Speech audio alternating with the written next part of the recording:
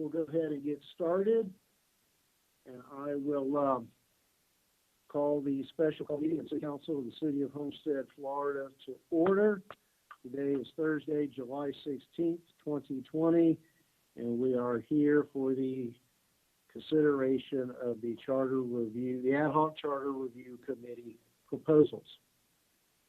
Pursuant to Executive Order 20-69, issued by Governor DeSantis and the City of Homestead local state of emergency due to COVID-19, this will be a virtual special council meeting. The virtual meeting can be viewed live on the City of Homestead Access channel or live stream at cityofhomestead.com/public meeting. The city has accepted written public comments as part of the virtual meeting, which comments could have been emailed to publiccomments@cityofhomestead.com, and written comments are limited to 300 words per comment, which roughly equates to the 3-minute time limit.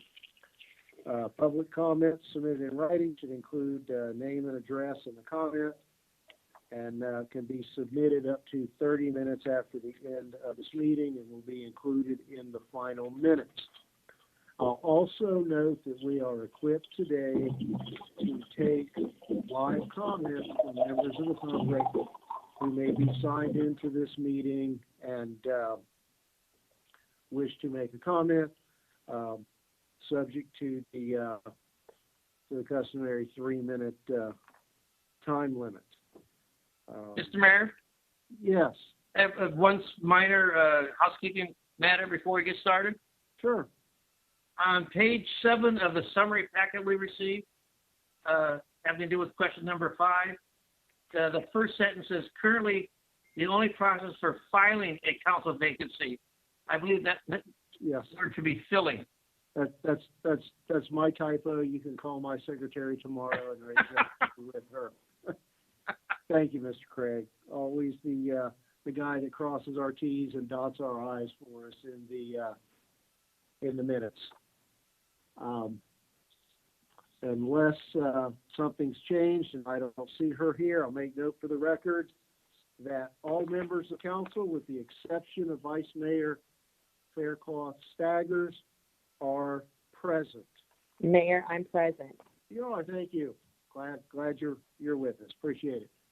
All right. So we are all here, as are numerous members of the Charter Review Committee, and it appears that there are members of public watching as well. The next item is card number 2935. The Charter Review Committee recommendations is tab 1. Before we begin the formal presentation, I'd like to address some of the questions that have been raised in social media posts and through a couple of email inquiries that I believe all of the elected officials have received. Let's first be very clear among ourselves and to the public that our action tonight is limited to placing either all, some, or none of the proposed questions on the ballot for voter consideration in November. Any action to forward to the Supervisor of Elections is just that. And forwarding the question for placement on the November ballot does not constitute either an approval of the items nor an amendment to the charter. Each of us appointed the members of the committee. Upon many hours of debate and review, the items before us are the product of genuine and good faith hard work. We owe it to the committee to respect its efforts. As you will see, there were no close votes on any matters. Many were unanimously approved, and the few that were not so unanimously approved were overwhelmingly approved, with only one member voting in the negative. The committee was engaged and represented by a fair cross-section of our entire community.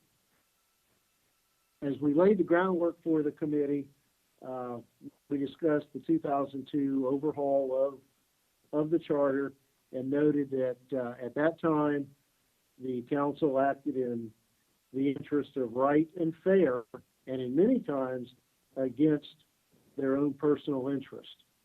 It's my hope that tonight, as elected officials, we will give due respect to the committee by forwarding each and every recommendation as presented to be judged by the voters. And let's go to the first page of the presentation that I generated. I think what's on the screen is the second page. Okay, other way. This is more for the public. Scroll back up. All right. So 2020 City of Homestead Ad Hoc Charter Review Committee. The background of the committee was that the Charter of the City of Homestead is the bedrock document governing elected officials and management staff. It is in effect the Constitution for our city. Unlike ordinances, the charter may be amended only upon voter approval. The charter is subject to review not less than every 5 years by a committee appointed by the mayor. A review committee was required to be convened in December 2017, but the mayor at that time did not convene a committee to undertake the required review. In response to my request in late 2019, the current members of council each named a designee to serve on the Ad Hoc Charter Review Committee. The members of the committee, as follows, in alphabetical order, are as follows, and I'll also mention the council member who appointed that committee member. Stephen Booker is appointed by Councilman Roth. Lester Burke is appointed by Councilman Fletcher. The one and only Timothy L. Craig, nominated by our Vice Mayor, Christopher Claus-Staggers. Former council member Julio Guzman, designated by Councilman Steve Shelley. Former Councilman Elvis Maldonado, submitted and nominated by Councilwoman Erica Avila. John Moss was my appointee. And finally, Chandra Mallory was the designee of Councilwoman Bailey. Prior to the first meeting, the members submitted their requests for issues to be discussed. As the meetings progressed, additional issues were identified as topics for debate. I served as the non-voting council liaison, and John Moss was selected by the members of the committee to serve as its vice chair. Following the orientation and introductory meeting, the committee agreed to meet on a weekly basis, with 1.5 hours to 2 hours being allocated for each meeting. Committee meetings were held in City Hall, and after the implementation of stay-at-home orders, numerous virtual meetings were held. Later in the process, members had the option to attend either in person or virtually. Typically, myself, Mr. Moss, and Mr. Guzman braved it and attended in person, with all others attending by electronic means. The charter amendments presented tonight are presented in question number in the order in which the subject matter appears in the charter. The numbering in no way represents a preference or priority for a given issue. To the extent that the council deems the following worthy of consideration by the voters, such must be approved not later than July 31st and submitted to the Miami-Dade Supervisor of Elections to be included on the November ballot. I want to deviate here a little bit and thought that I would take those questions that are probably that we first devoted the most time to and took the most thought and discussion, and are somewhat related to one another. Now, I just want to point out that every question has to be written in a manner to stand on its own.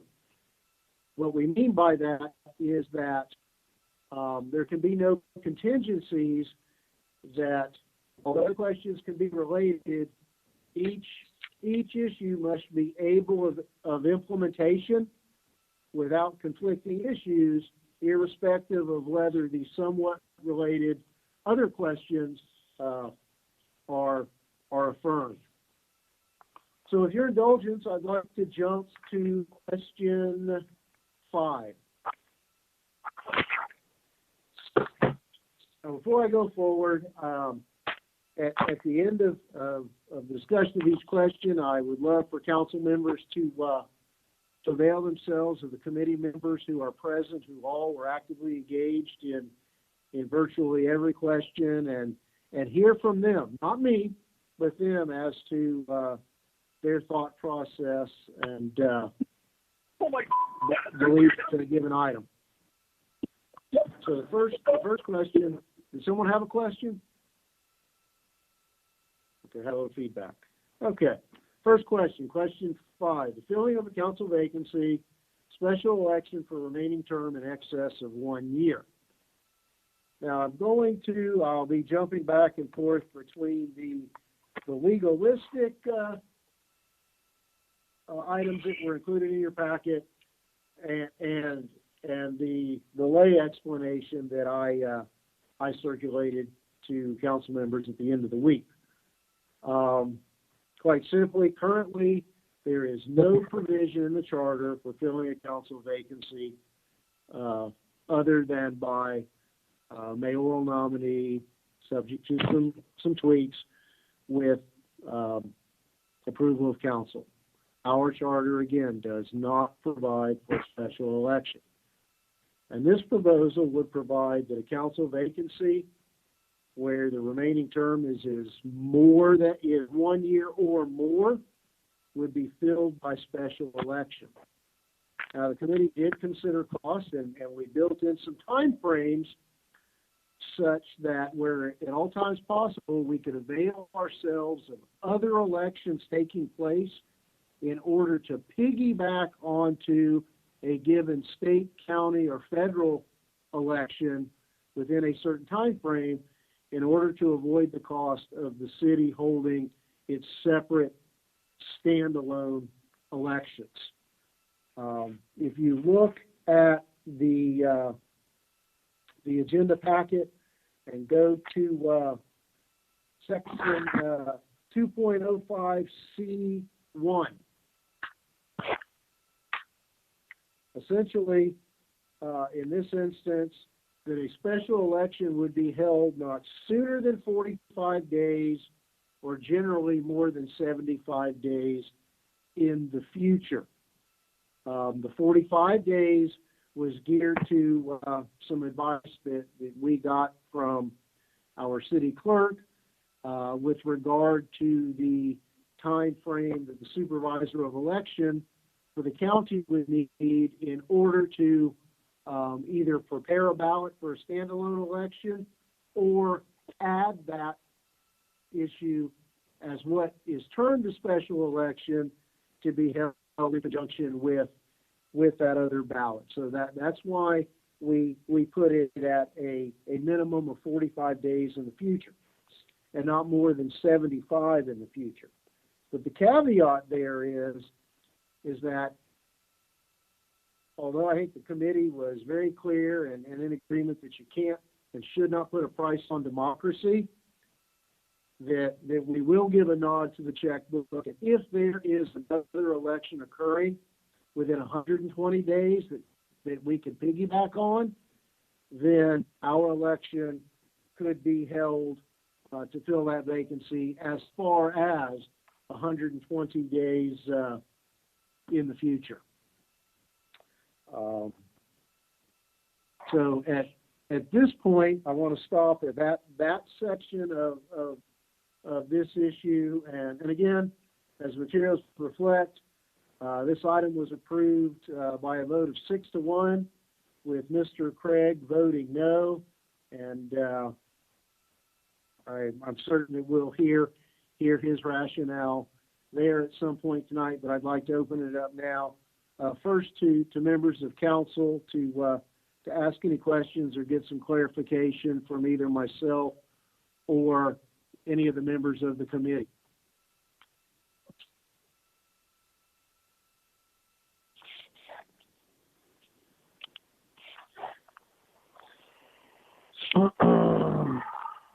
No questions on that issue at this point?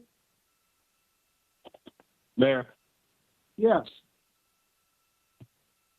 And that is, Well, I have Councilman Shelley. Hi, Steve. I'm sorry, I didn't pick up on your voice. Go ahead, please. No problem at all. So I have a generalized comment, I guess overall, followed by a more specific, maybe comment on this particular item, and then one question.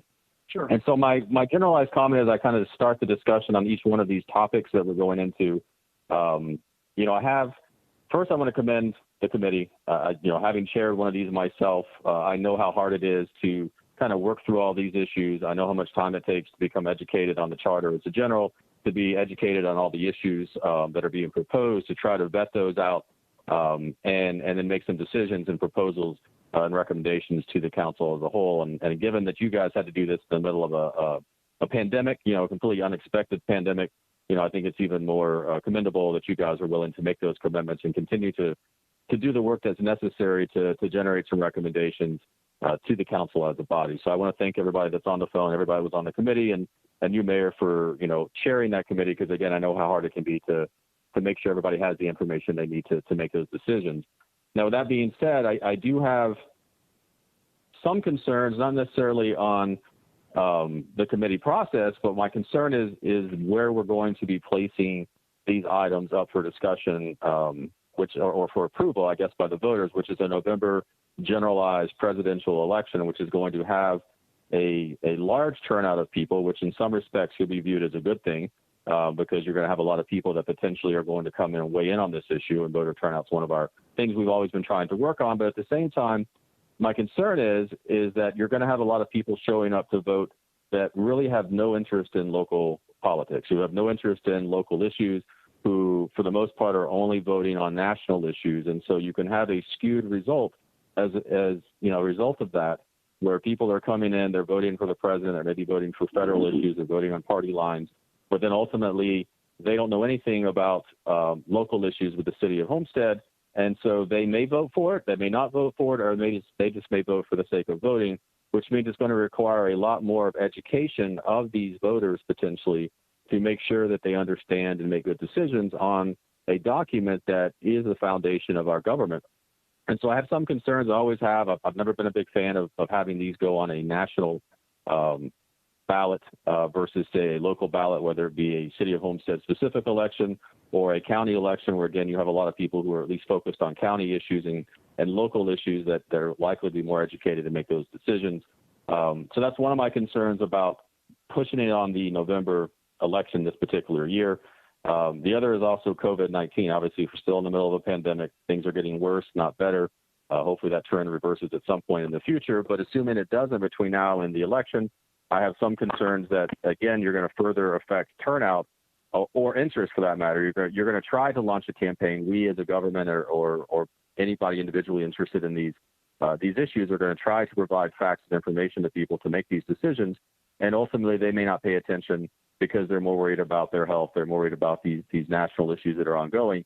And so I have some concerns, again, that combined with a national election and now also a pandemic and having it hard to get information out there, and not only what the turnout might be, so you may actually have a lot of people who don't vote as a result also.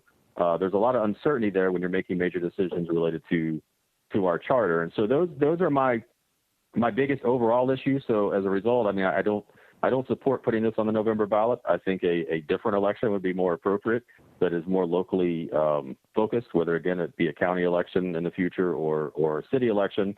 But that being said, I will weigh in on each potential question. I have some I like and some I don't like, and I'll be happy to express those opinions as we go through this process. But I wanted to kind of lay out my overall process first, or my overall position first, and then go into the details. On this specific question, my one question relates to the time period, the 45 days or 75-day time period. Will that give us enough time to the vacancy gets created, just like we had the same issue you did and I did both as mayor, trying to make an appointment within a 60-day window? Will that give us enough time for the clerk to get all the documents together, to get an election process, to have a qualifying period, run a campaign, and then have the election? Or, I mean, do you guys discuss that? And what was your kind of thought processes on that time period of no sooner than 45 and no later than 75? Is that sufficient time to allow the process to fairly run out for people to get informed on what it takes to run for office, qualify, open the accounts, and then try to get their message out before the election date? It is, Councilman Shelley, and we did have those discussions, and as I thought I mentioned, 45 days would be the bare minimum. Certainly, each situation will stand on its own fact pattern, down to the day of the week that the resignation becomes effective, what the calendar is, holidays, etc. But it gives us a bracketed time frame within which to accomplish something. And we looked at the periods that we have now, where generally qualifying is basically the end of August, and a primary election, if such is necessary, usually happens within the first few days of October. So that's generally 45 days from qualification to primary. So certainly there is time for people to 45 days is tight, but it is time. Certainly we all could cite instances in the past where candidates have wandered in the door at 4 o'clock on the last day of filing with the ink still wet on their paperwork and run a campaign, some successfully, some not, but either way, it's doable. And certainly, more than 75 days elapses from our typical qualifying deadline through the general election day. So, and we also, and please, I welcome any members of the committee to chime in here, that except in the instance of availing ourselves to piggyback onto another election for cost purposes,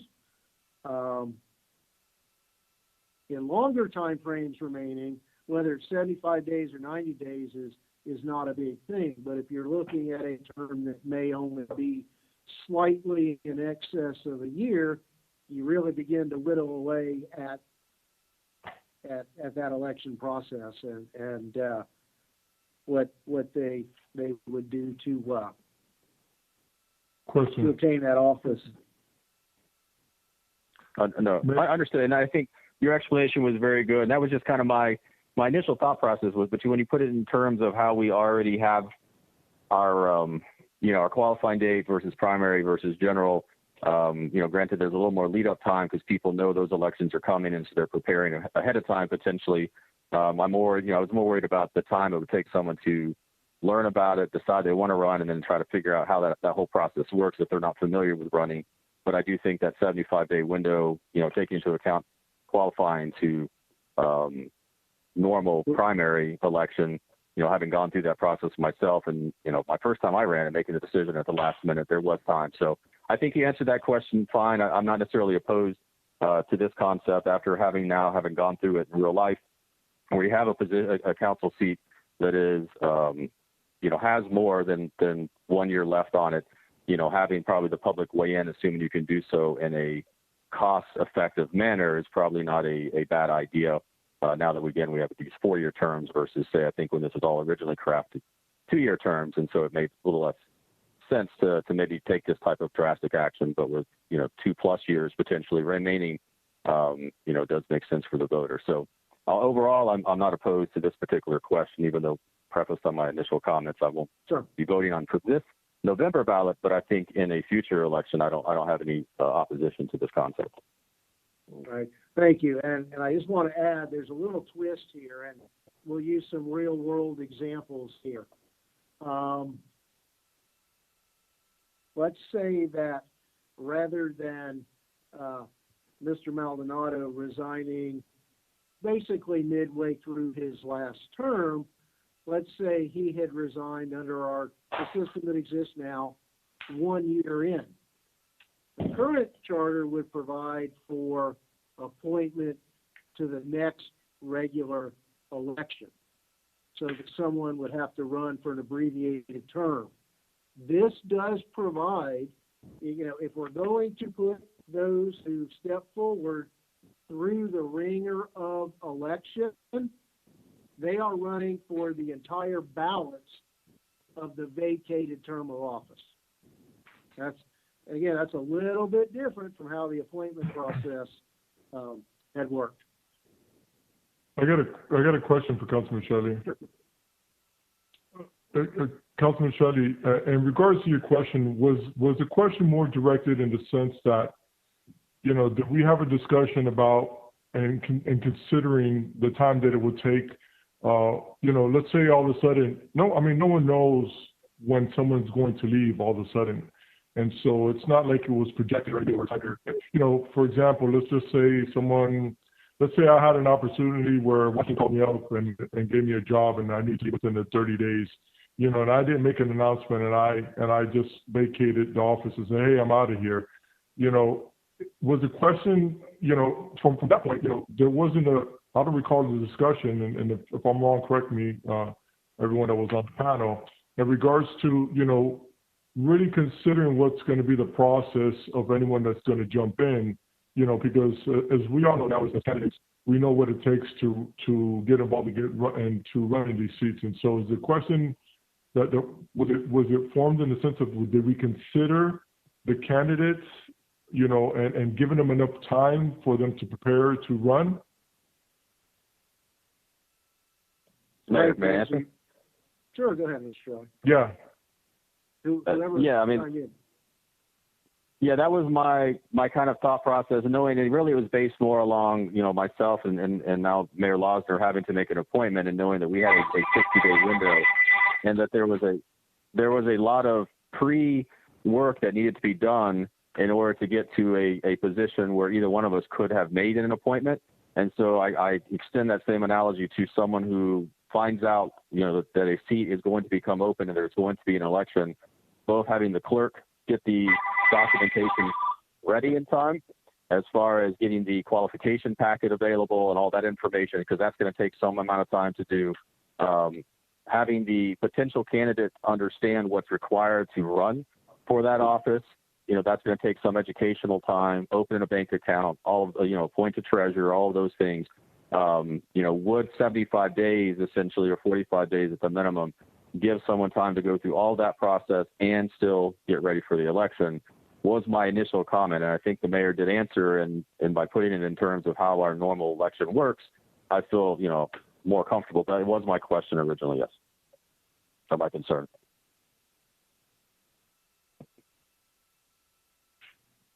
Okay, yeah, because... Thank you. Any other member of council wish to speak on question 5? Mayor? Yes, Vice Mayor.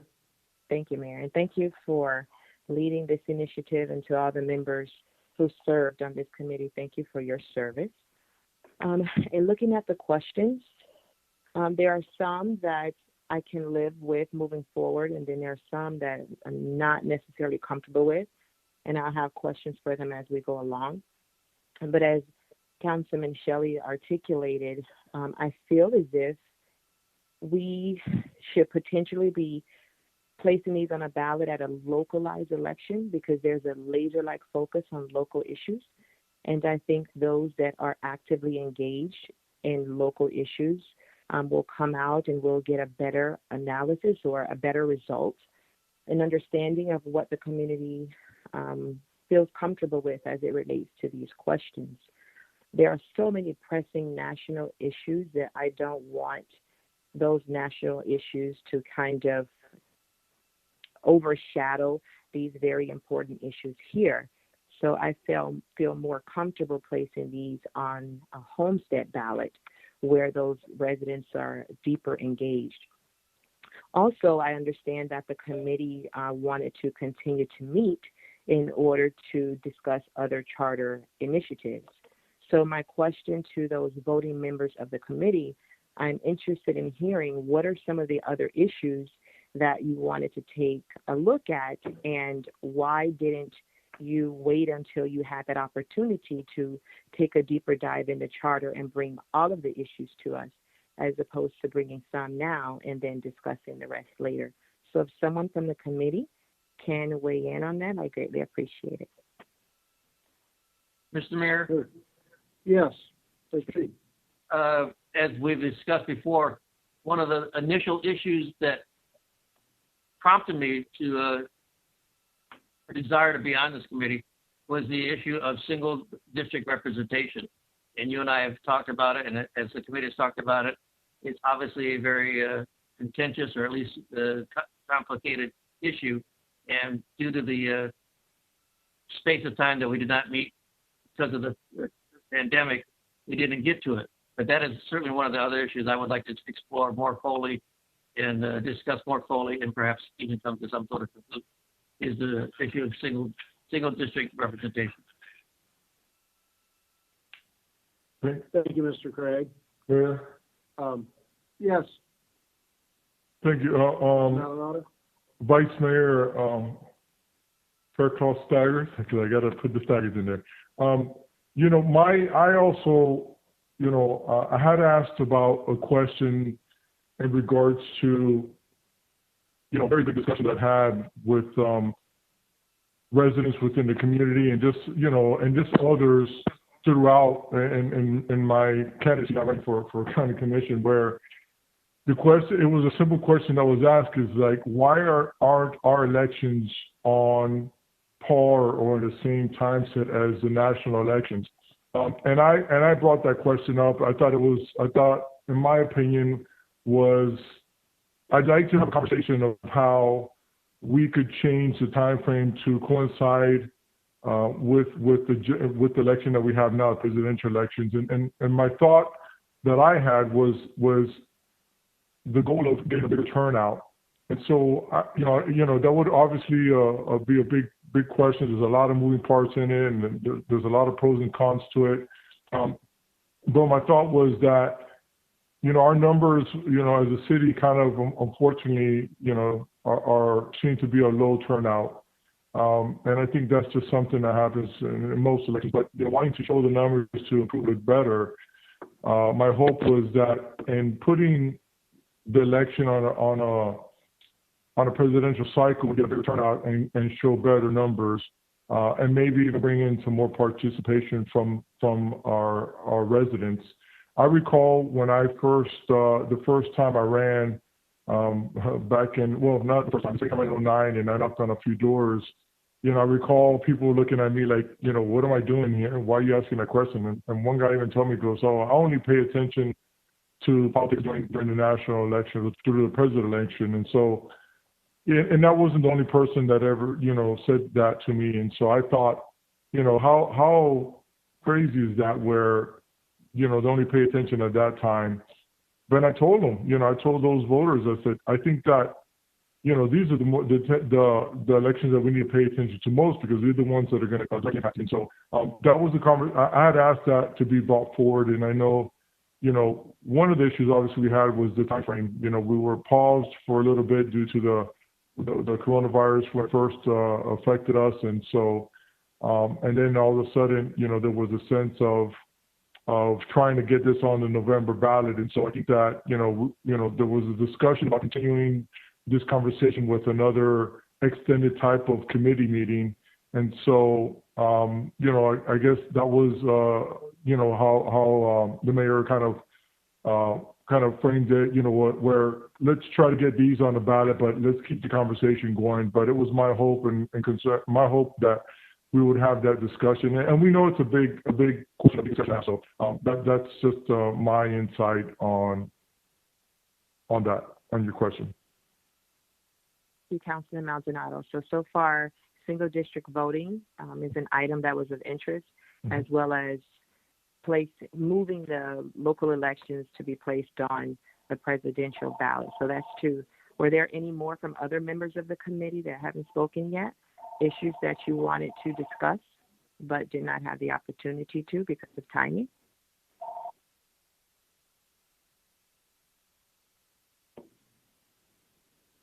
Vice Mayor? Mayor. I'm not specifically aware of any others. There were others that I had intended to bring forward as the process continued. One would deal with local campaign finance, local recall rules, timing of hiring and terminating managers, getting more out into the nuts and bolts of how we how we do business. But let me be really clear. The issues that are before us tonight are the issues that the committee came together on at the outset, always with the intention of bringing this forward to be placed on a November ballot. As Mr. Maldonado joined the committee and as the discussion continued, Mr. Craig wished to add the single member district question. Both of those could be a whole committee in and of themselves. They are very difficult and legally complex issues. But the intention was always to bring these issues forward on the November ballot.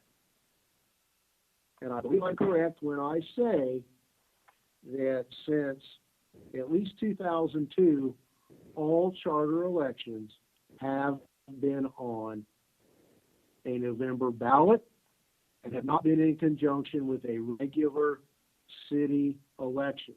And that reason was twofold. And yes, I agree, a lot of casual voters show up in national elections that don't show up for local elections. But I don't believe that in looking back at the results of all of the charter questions that have been placed on the ballots in November of 08, which was election year, 2016, which was election year, 2006 wasn't, but it's always been November in order to attract a potential bigger base of participation. But I don't think we've ever gotten really skewed results.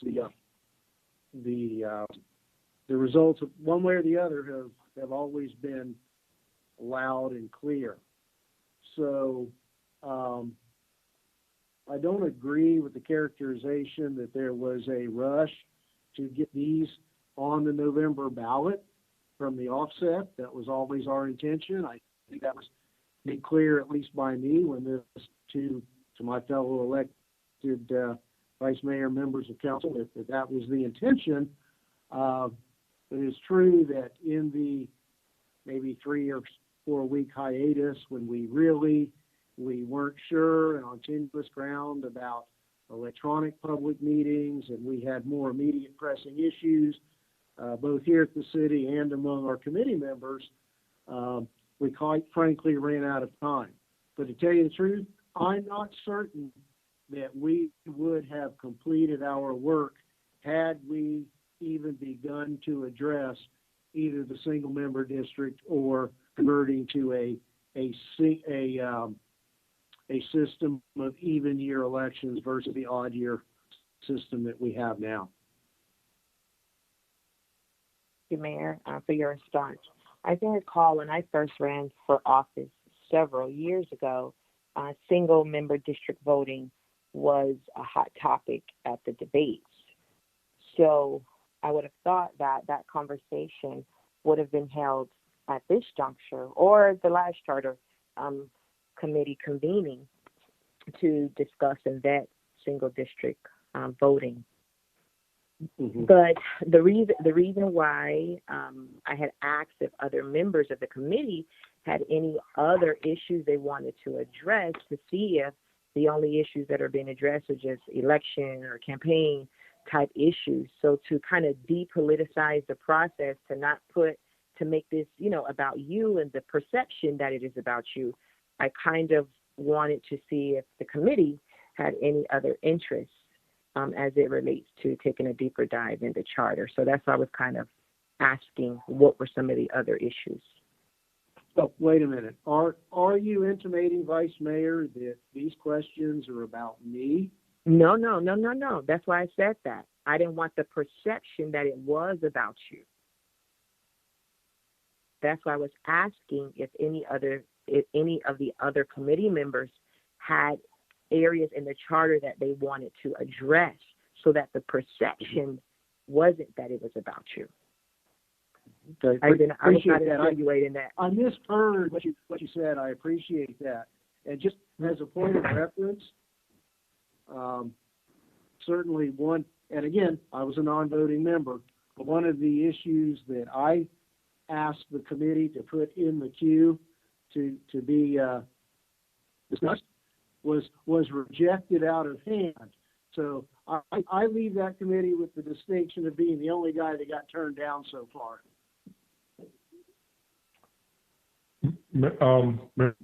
Maldonado. Thank you. If I could on the Vice Mayor's what she had just stated.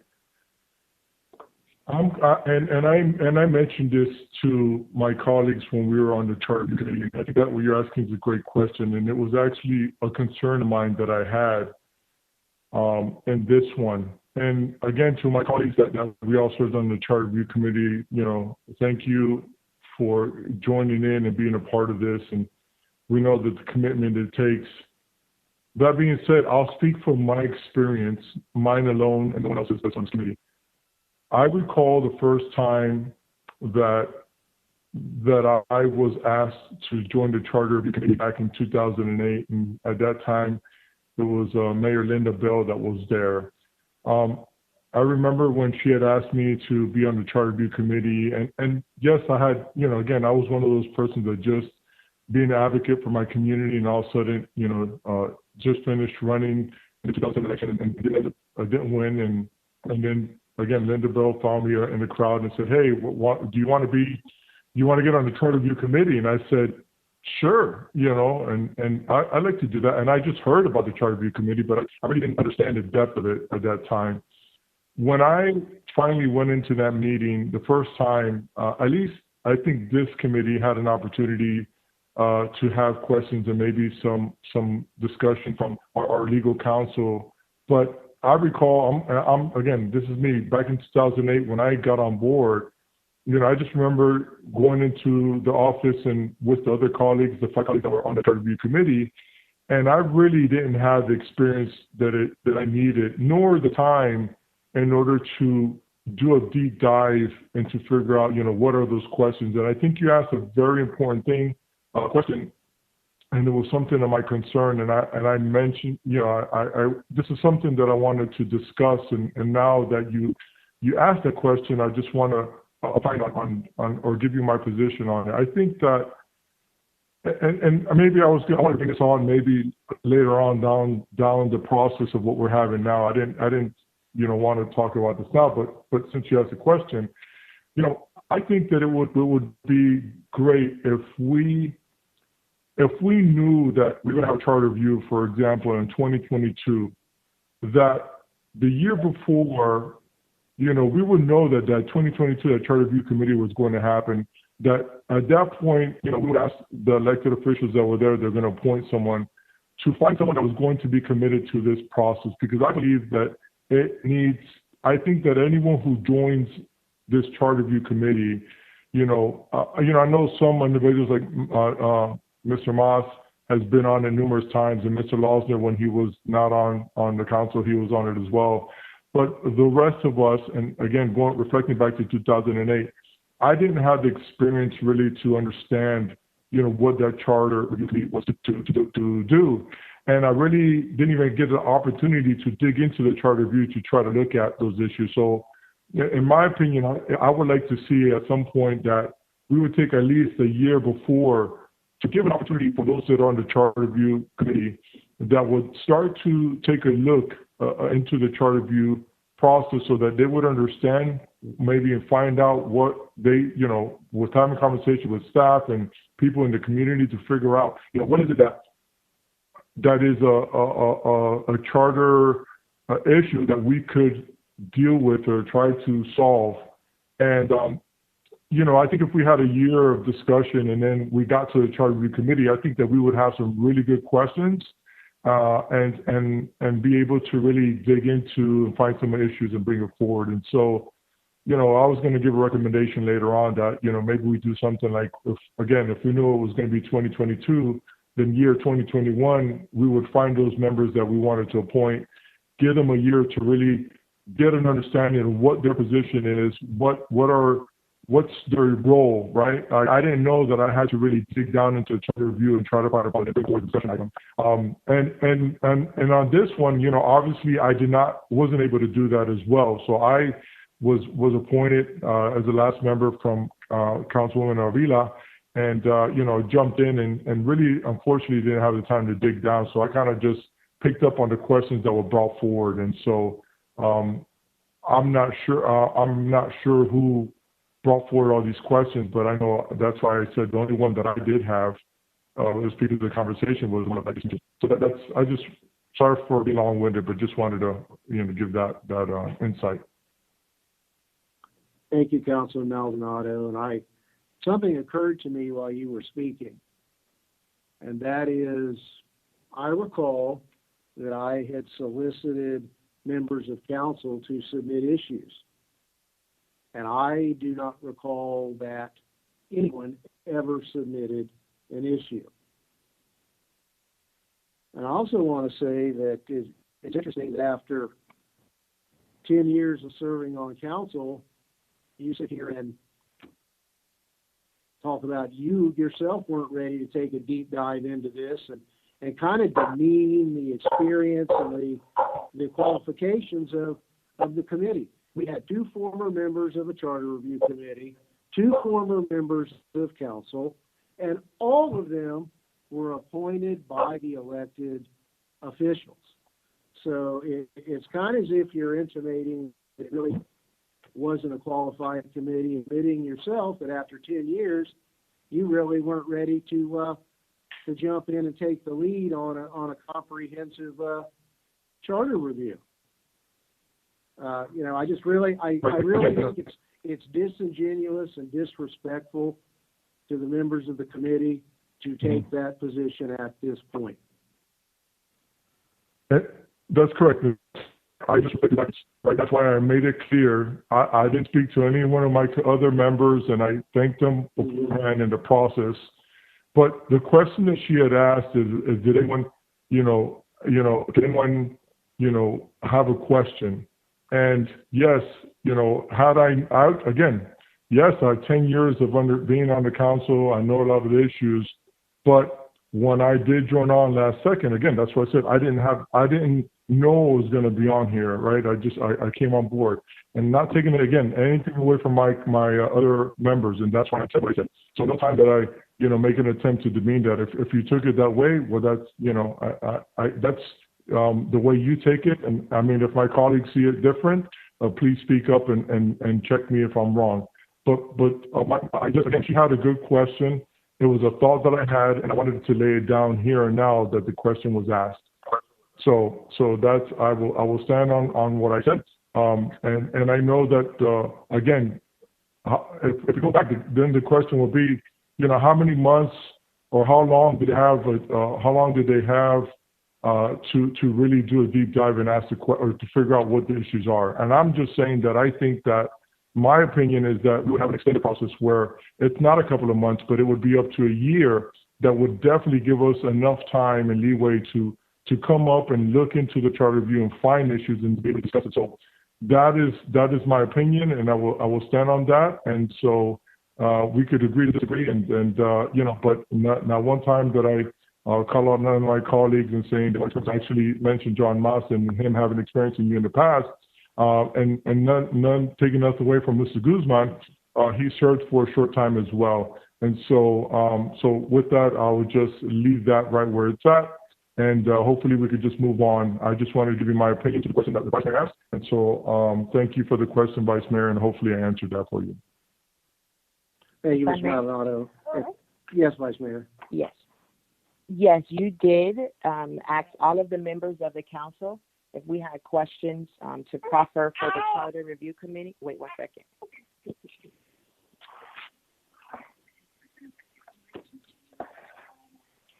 Yes, I didn't submit any because I really didn't want to influence the process. I probably could have. And my appointee, I did not speak to him one time. I did not reach out to him at all to influence his decision making through this because I didn't want to be an influencer in this. So yes, you did ask us, but I did not submit a question for those aforementioned reasons.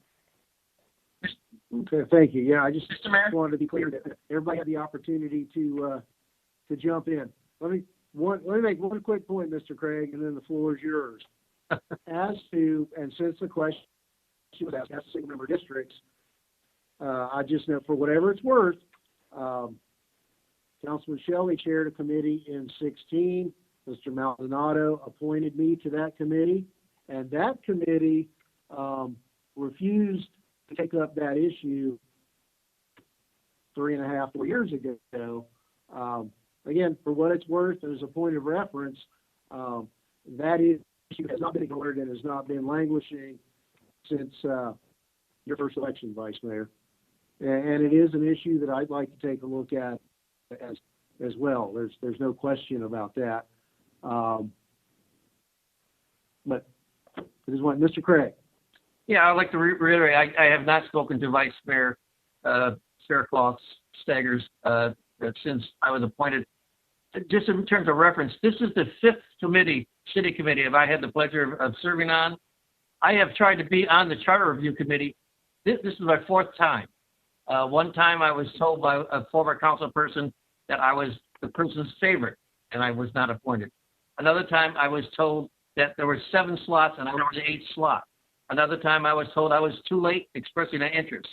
So I have served on 4 of the committees besides this, and I'm very pleased I can finally serve on this Charter Review Committee after attempting to serve on it many times before.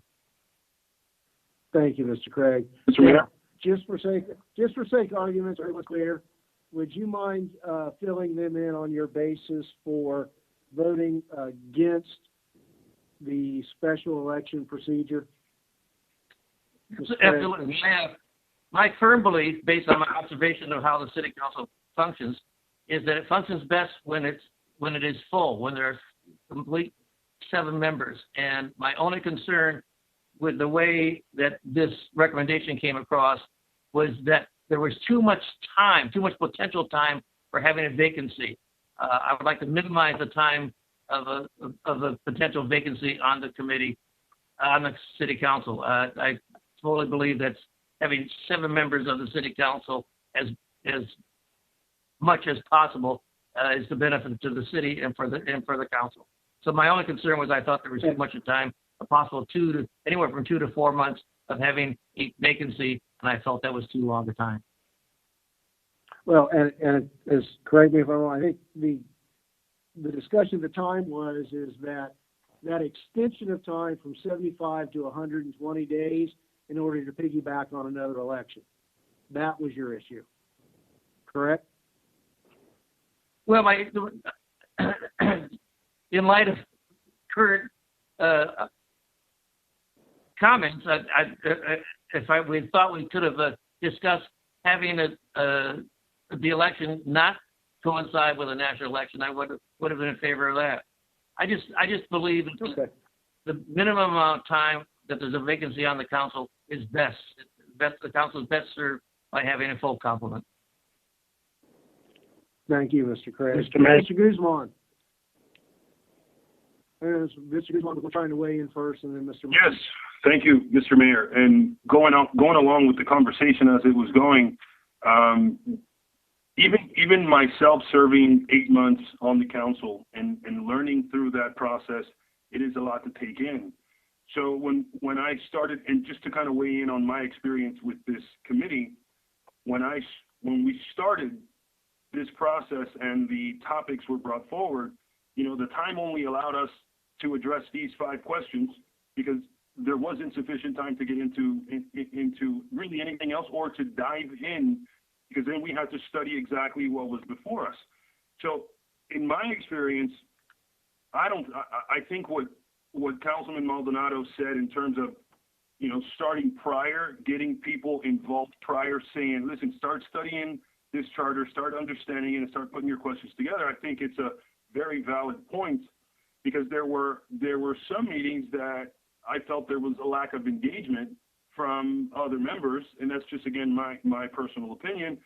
But I think that sometimes if you haven't had experience with the way Robert's Rules of Orders work, sometimes these things can go very fast for a person, and they probably really don't understand what's happening, but the flow of the meeting starts to kind of take place, and they kind of go along with the flow.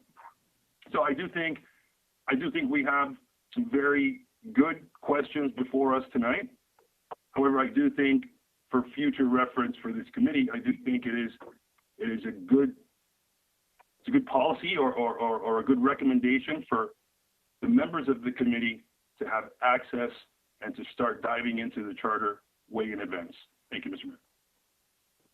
Thank you, Mr. Guzman. Mr. Moss. Mr. Mayor, just to reiterate, when the committee first started, we all decided that the single-member districts was a very important issue, but we also realized that in order to address that and address it thoroughly,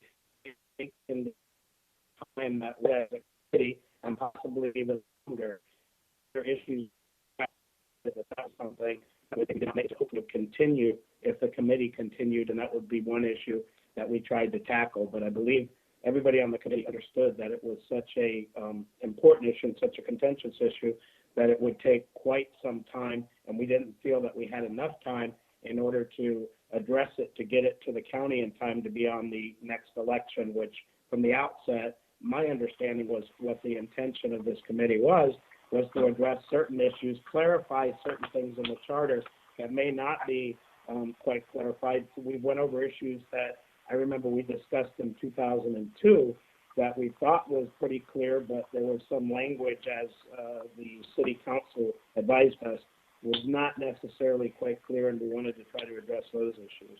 So I think it was something that those issues were something that the committee does feel is very important and would like to address in the future. It's just that, especially with the COVID situation, we just flat ran out of time, as everybody's been correctly stating. That's all. Thank you, Mr. Moss. Hey, would any member of council wish to further weigh in or have any questions on item number 5? Mayor, Yes. Councilman Roth here. First, I'd like to thank the Charter Review Committee for your hard work, your time, and your dedication, and your selflessness to volunteer your time to help the city with this task. As it relates to the item we're speaking about, I would like to ask the clerk for clarification if we were to have special elections that didn't piggyback on a state, county, or federal election, and there was a primary involved in the general election, what would that expense be to the city? Councilman Roth, the expense to the city, the estimate would be $126,682.48, which is what we got for the 2019 primary election from the county. And that was for the primary, and then you have to go to the general. Is there another charge for that, or is that included? No, the general was $126,582.46. That was the estimate also for the general from Miami-Dade County. So we're talking about an expense of about $250,000 or $250,000. Approximately. Okay. I also feel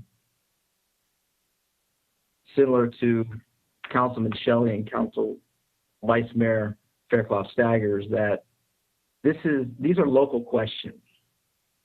These are questions that could be focused on by the electorate, and muddy them with multiple questions on a ballot with federal, state, county, judges.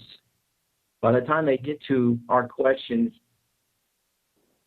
on a ballot that large, there may not be a lot of interest in that. And I think the past local election proves although the numbers weren't strong, the voters were in tune to the candidates, the issues, and we got a lot of voters. Over 3,000 voters participated in this election, which was a very strong election for us. And I think if we don't want to have a muddied result on these questions, if they do make it to any ballot, I think it should be put on a local ballot or a local election. I think it makes more sense to do that. So there was a lot of comments made about other things, and I think we haven't even tackled the first question. We're into this meeting for an hour. We got 9 questions to go through, basically. And I hope we can remain focused on this task and get to a resolution tonight, whether it be good or favorable or not so favorable. But I just think we need to stay focused on the questions and try to stay within that realm and stay focused on that. Do we want this to go? Do we not want this to go? Do we want it to go in November, or do we want to push it forward to a local election? Thank you for the time, Mayor. Thank you, Mr. Roth. And again, I want to reiterate, to my recollection, all charter elections have been held in November. Some in midterm elections, some in presidential election years. But it is my belief that those engaged local voters that came to the polls in November of 2019 are going to come to the polls, and they're the best quality voters because they showed up for a standalone homestead election, and those people will educate themselves and cast their vote for these issues accordingly. It's almost like I'm hearing that people who don't live in Homestead are going to come vote on our charter issues, and that's just not true. And again, I just draw upon what's worked in the past, and that's always been a November election, an even-numbered year, such that to the extent these questions govern and are deemed to be important for local office holders in elections, everyone has a full year to address and prepare for those implications in our odd year elections. But thank you, Mr. Roth, and a good reminder to stay on point. Let's address these questions, and there is that overriding issue of it's in y'all's discretion as to timing, but let's try to stay focused on the substance of these questions at this point. Mr. Mayor? Mr. Moss.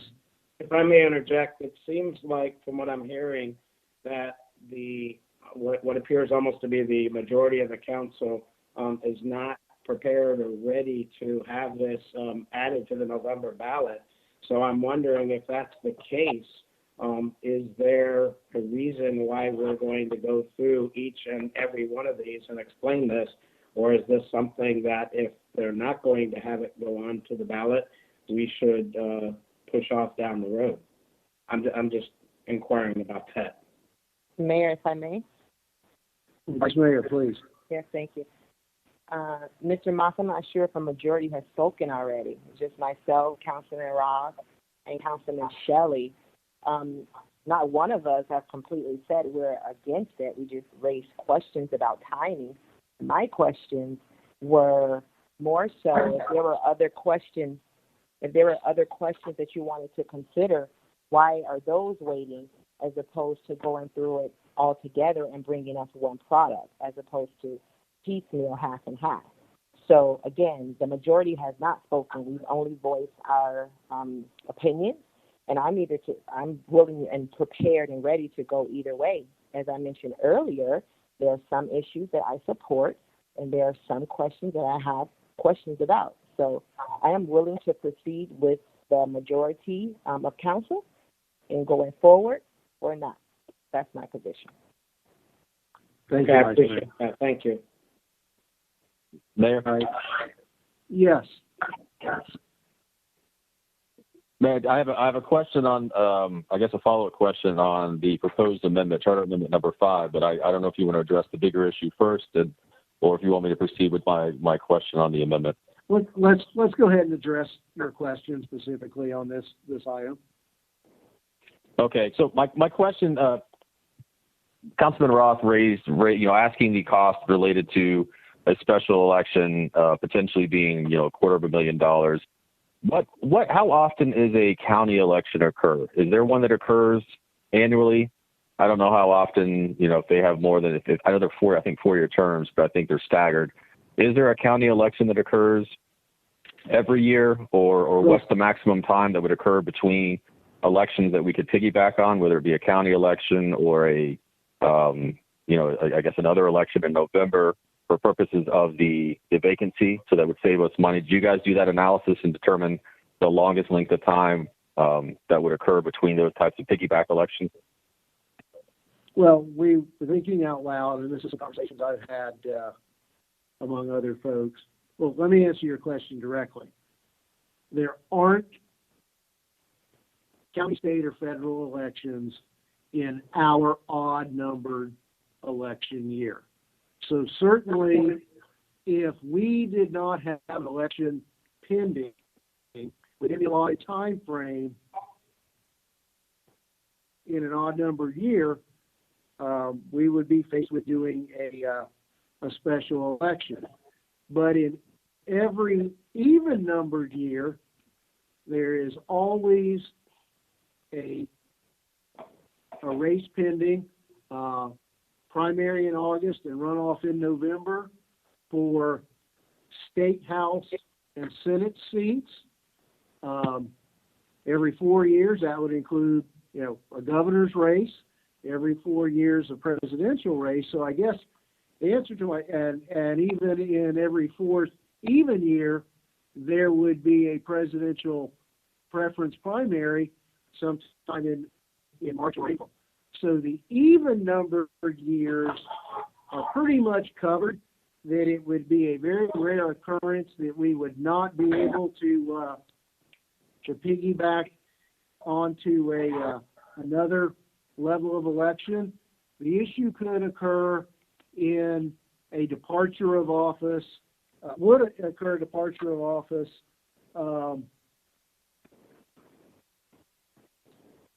more than 120 days prior to our regular election. That would be the risk. Well, Eddie, I didn't know how often those elections were occurring, and so you're saying there are some years where in an odd number year there is no election that occurs for anybody that we could piggyback on, because ours are essentially every 2 years odd years. So there'll at least be one potential odd year that if a resignation took place after an even year election, but before the next even year election, and it was an odd year and that we were not holding ours, there could be I guess over a full year period in which that vacancy would remain pending. Well, no. If a vacancy occurred in an odd year, more than 120 days prior to our election, and let's assume we're going to have an October primary. So you'd go back 4 months. So if a vacancy occurred between January and sometime in June in an odd year, we could be faced with bearing the cost of a standalone special election. Again, let me make an additional point, though. That election cost contemplates 3 days of early voting. We are not required to provide 3 days of early voting. I would think that we could substantially cut our costs by curtailing early voting for a special standalone election, as well as the clerk and I have talked about having discussions about talking to the county about reducing the number of precincts for our elections, or the polling places for our elections. Certainly, with the advent of widespread absentee balloting and early voting, Some of the county designated polling places for our standalone elections have fewer than 100 voters, and it's not as if our city is so big that we would be introducing someone to have them go to a different location. So while that $250,000 is accurate as to a full-blown election as we now know it, there, I believe, are means through which to reduce that exposure if we find ourselves mandated to have a standalone special election. Okay. No, that was the reason for the question had you guys thought through a way in which to try to save the money, which I know we D and you had this discussion when I had my charter review, and we discussed some of these issues. How do you save it? And then you have these unintended consequences. Or when you actually apply it in the real world, you see how it all works out, and you realize it may be better to do it a different way. But that was one of the considerations then, and still is a concern for me now is the overall cost to the city unexpectedly, at some point in the future. And was there a way in which we could, maybe we had to go 6 months or 8 months or so in between, but could we get to another election in a reasonable period of time? It sounds like the answer to that is no. So you answered my question. Thank you, Mayor. Not as presented. Yeah. All right. Thank you. Would either Councilwoman Bailey or Councilwoman Avila wish to pose any questions or comments after charter question number 5? And I think that was Councilwoman Bailey who spoke first. Yes, Mayor, thank you. Good evening, everyone. I would also like to personally thank our committee, especially during these trying times. I know that it's a lot of work, and I would like you all to know that I really appreciate it. As far as these items being on the ballot for this year's election, I don't think anybody knows what this election will look like, and I can see potential pros and cons. But what weighs a little more on me is how to get the information out during these times to the residents. So that would be one item that I'd like to discuss a little more. How can I don't see, the single member voting. That would be one that I would really like there to be some more time to be able to talk to the residents. But as far as this one, I don't have any issues on question number 5. And as I mentioned, I can see potential pros and cons of having it on this ballot either way. I don't think anybody can really see what that outcome would be. So that is all I have for now. Thank you. Okay. Thank you, Councilwoman Bailey. It's my intention as we get to the end of these presentations to share some of my initial thoughts as to how we would address educating the public. Great. Thank you. Councilwoman Avila? Yes, thank you. I want to first start with saying thank you to all of the committee members as well for your time, especially during these challenging periods with COVID and all of our agendas and schedules. So I appreciate you fitting these meetings into your schedule. I too have reviewed the questions and I'm willing to continue discussion on the same. Obviously, we're all expressing a lot of different opinions. I did not submit any charter questions for the same reason as Vice Mayor, in order to not influence the committee and to allow my nominee to bring a clean slate to the table for discussion. But that doesn't mean that later on I wouldn't have additional items to bring to the table for review and for discussion. With that said, I would like to express that I believe that it is a sign of great integrity for Mr. Maldonado to share his experience and acknowledge publicly that even him, with as many years of firsthand knowledge and experience, not only did he not attempt to overstep or steer the direction of the committee, but it is a sign of his effort to follow the mayor's lead and the committee as a whole, and that Mr. Maldonado holds my complete confidence in his ability to represent the community and articulate, debate, and present valid solutions for any quote-unquote issues in the charter that need addressing. Now, I don't see the items in this questionnaire as being problems as they stand, but rather opportunities for discussion on how to improve the process. There are pros and cons that that offer much for discussion. In regards to this specific question on filling vacancies, having been the most recent appointee to go through the process, I can speak from my experience and say that the current process I felt as is allowed for an even playing field among applicants, and I would not change it. The process I felt was fair, diligent.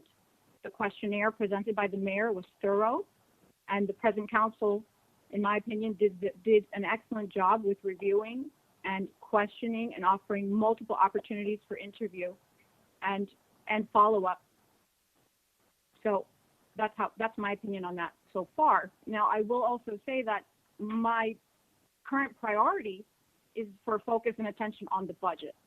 And so I would prefer a lot more time to dive into these items, to speak with the nominee, to speak with the charter, to go over these questions, to go over the pros and cons, etc. And so I agree with my colleagues that the items are best addressed on a local election as well, to give our charter the specific attention that I think it deserves. So I'll leave it at that for now. Thank you. Thank you, Councilwoman. And for the record, these initial packages were circulated 2 weeks in advance of the meeting, and the minutes are always available for everyone to access. The second, the related issue, which has to be a second question, question 6, would be the procedure for filling an appointment of less than 1 year. Let me go back and so we're all on the same page. Currently, if the vacancy is for,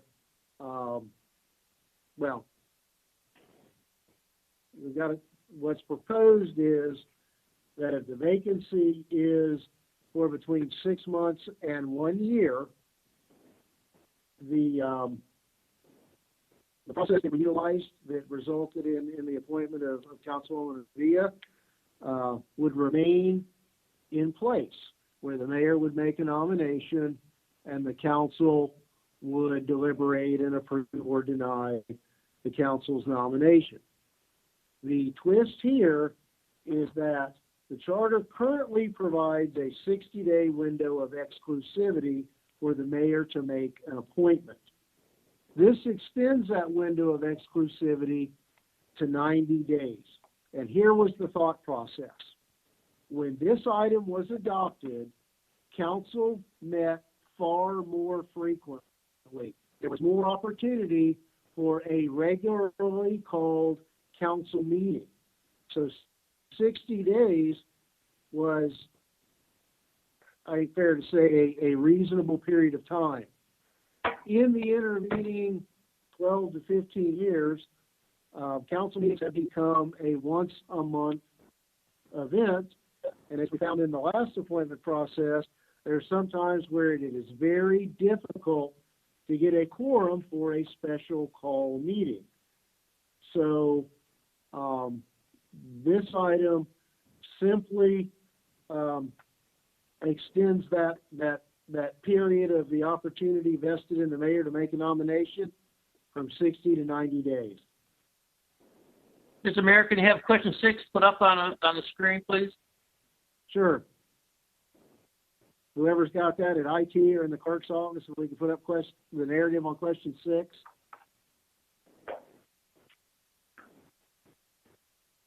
Thank you. Now, also, even though that in the agenda packet, there appears to be new language as to a vacancy of less than 6 months, the terminology remains unchanged. Its position in the charter is what will change. But that leaves a discretionary ability to either leave the seat open or not if it's a vacancy of 6 months or less. So were there any questions on question 6? Mr. Mayor? Yes. Mr. Shelley? No, just weighing in on this one. I mean, having to go through the same process that you did not too long ago, and I know that we discussed this item during the last charter review, and at the time we all thought 60 days was ample, and I think the concept was that in prior appointment processes, there were times where there was an intentional delay in not appointing somebody and dragging the feet and affecting the ability to get a full council going. So the idea was to put a tight time frame on. I think now both you and I having gone through that 60 days is a little tight in order to go through the process, solicit applicants in a timely manner to make sure you have a good pool of applicants, assess those applicants, and then, have a council meeting in which to present at least once and then potentially twice without having to have a special call, the recommendations of the sitting mayor. So I think that, 90 is more reasonable. It gives you an opportunity to potentially have 2 meetings and 2 bites at that apple as the mayor while working with the council in place at the time, while still not allowing a sitting mayor to drag their feet and not appoint anybody ever. So I think it's an okay change. Thank you, Mayor. Thank you, Mr. Shelley. Let me divert here and pose a question to the attorney. And again, all these are written to stand alone. Let's say, hypothetically, that the prior question 5 is either not placed on the ballot or is defeated if it is placed on the ballot. And this question were placed on the ballot and approved. So the effect of that, and correct me if I'm wrong, would be that the appointment process remains in effect, but the mayor's exclusivity period to nominate would be extended from the 60 to 90 days. That one question is really not dependent upon the other.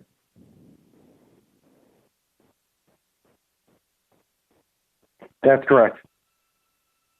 Okay, I just wanted to be clear on that because, while they're related, and again, so we all understand, I know a lot of my colleagues are new to this process. I haven't been in it a long time. This extension of time could also apply whether or not the prior question we looked at is ultimately approved or even placed on the ballot. Are there any further questions or comments from council on question 6? Mayor? Yes, Mr. Roth. Thank you.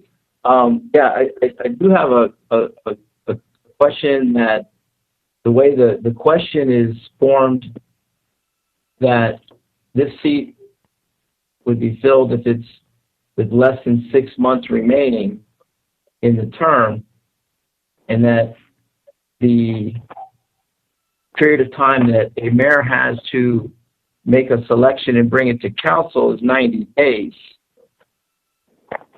If that 90 days passes, well, let's use this example. If a mayor brings a potential candidate to council in 90 days and that candidate is not approved by the council, now you're going further in time where you're going to have another 30 days to try to find another appointment. And then there's only 2 months left for if that appointment is approved to serve on council. And the same thing would be if it was more than 6 months, but less than a year. If it took that long for a decision to be made, 4 or 5 months have gone by and there's 4 or 5 months left to serve. So I can appreciate the thought that giving a mayor more time to come up with an approved appointee, the process we went through this time seemed to work fairly well for the period of time of less than a year and more than 6 months, where once an appointee was not appointed, we had put everyone back into the pool, and council made a decision collectively through vote to make that appointment. And I think that would kind of solve Mr. Craig's concerns on timing when it comes to the vacancy of the seat. So I can respect Councilman Shelley's point of view and the question. However, if in the future a mayor has a problem finding an appointment, you're using up the time, and when the appointment is made, that person may only be sitting for 3 or 4 months. So I'd like to hear some thoughts on that from others, that the process we just went through for the shorter period of time could be expedited by when a council person or mayor resigns unexpectedly. Immediately we put an announcement out. We call for candidates. We vet them as a council or whomever the council may be at that time. And within 60 days, a vote is made by the entire council versus giving exclusivity to the mayor at that time to proffer up a selection. Now, for the year or more, then yeah, the 90-day period seems to work for me as far as the mayor's appointments, because there's a lot more time left. But I still think we need to expedite the process that a lot of people besides Mr. Craig have as far as how long that vacancy is there. And I'd love to hear some other thoughts and comments on that. Thank you, Mr. Roth. And, before we do that, there's, again, as I espouse, the issue of we don't have nearly as many council meetings, and it's difficult to get a quorum sometimes for a special call. But there are hoops we have to jump through in order to begin collecting that pool of applicants. It has to be noticed. And again, depending upon the day of the week or the time of the year of the vacancy, it's very, very fact sensitive. But it's just that it seemed, the charter has always given, since this provision's been implemented, given the mayor an exclusivity period. And at one time, the mayor's exclusivity period was open-ended. And we fixed that by realizing that the mayor never could get a nominee approved, the seat would, in fact, remain open. So the fallback position was, in the old days, let's give a mayor 60 days to do their thing. If they can't do it in 60 days, we're going to take it away from them. This is simply moving that to a 90-day period.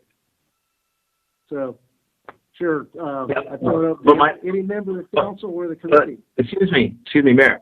But my concern is if it's 6 months or less, and the mayor doesn't appoint somebody in that 90-day period, or that person does not get approved, then we've wasted 90 days. Now, if I remember correctly, when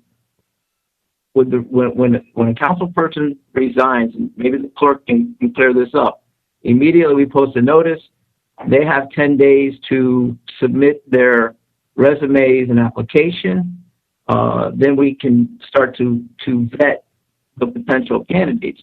You can almost do that within a 30-day period and get it to council for the next meeting, or if necessary, a special call meeting to do that. So we're expediting the time in the short range. I'm not talking about the long range one where it's a year or more. I'm specifically talking about a vacant seat of 6 months or less, as this question is written. Okay. The current procedure is that it is the discretion of the mayor as to whether to fill the vacancy. That does not change here. I get that. So then why give 90 days and get up half of the clock? If a mayor decides, and I'm not saying you or any future mayor, whomever, why give them 90 days to eat up the clock on a 6-month vacancy?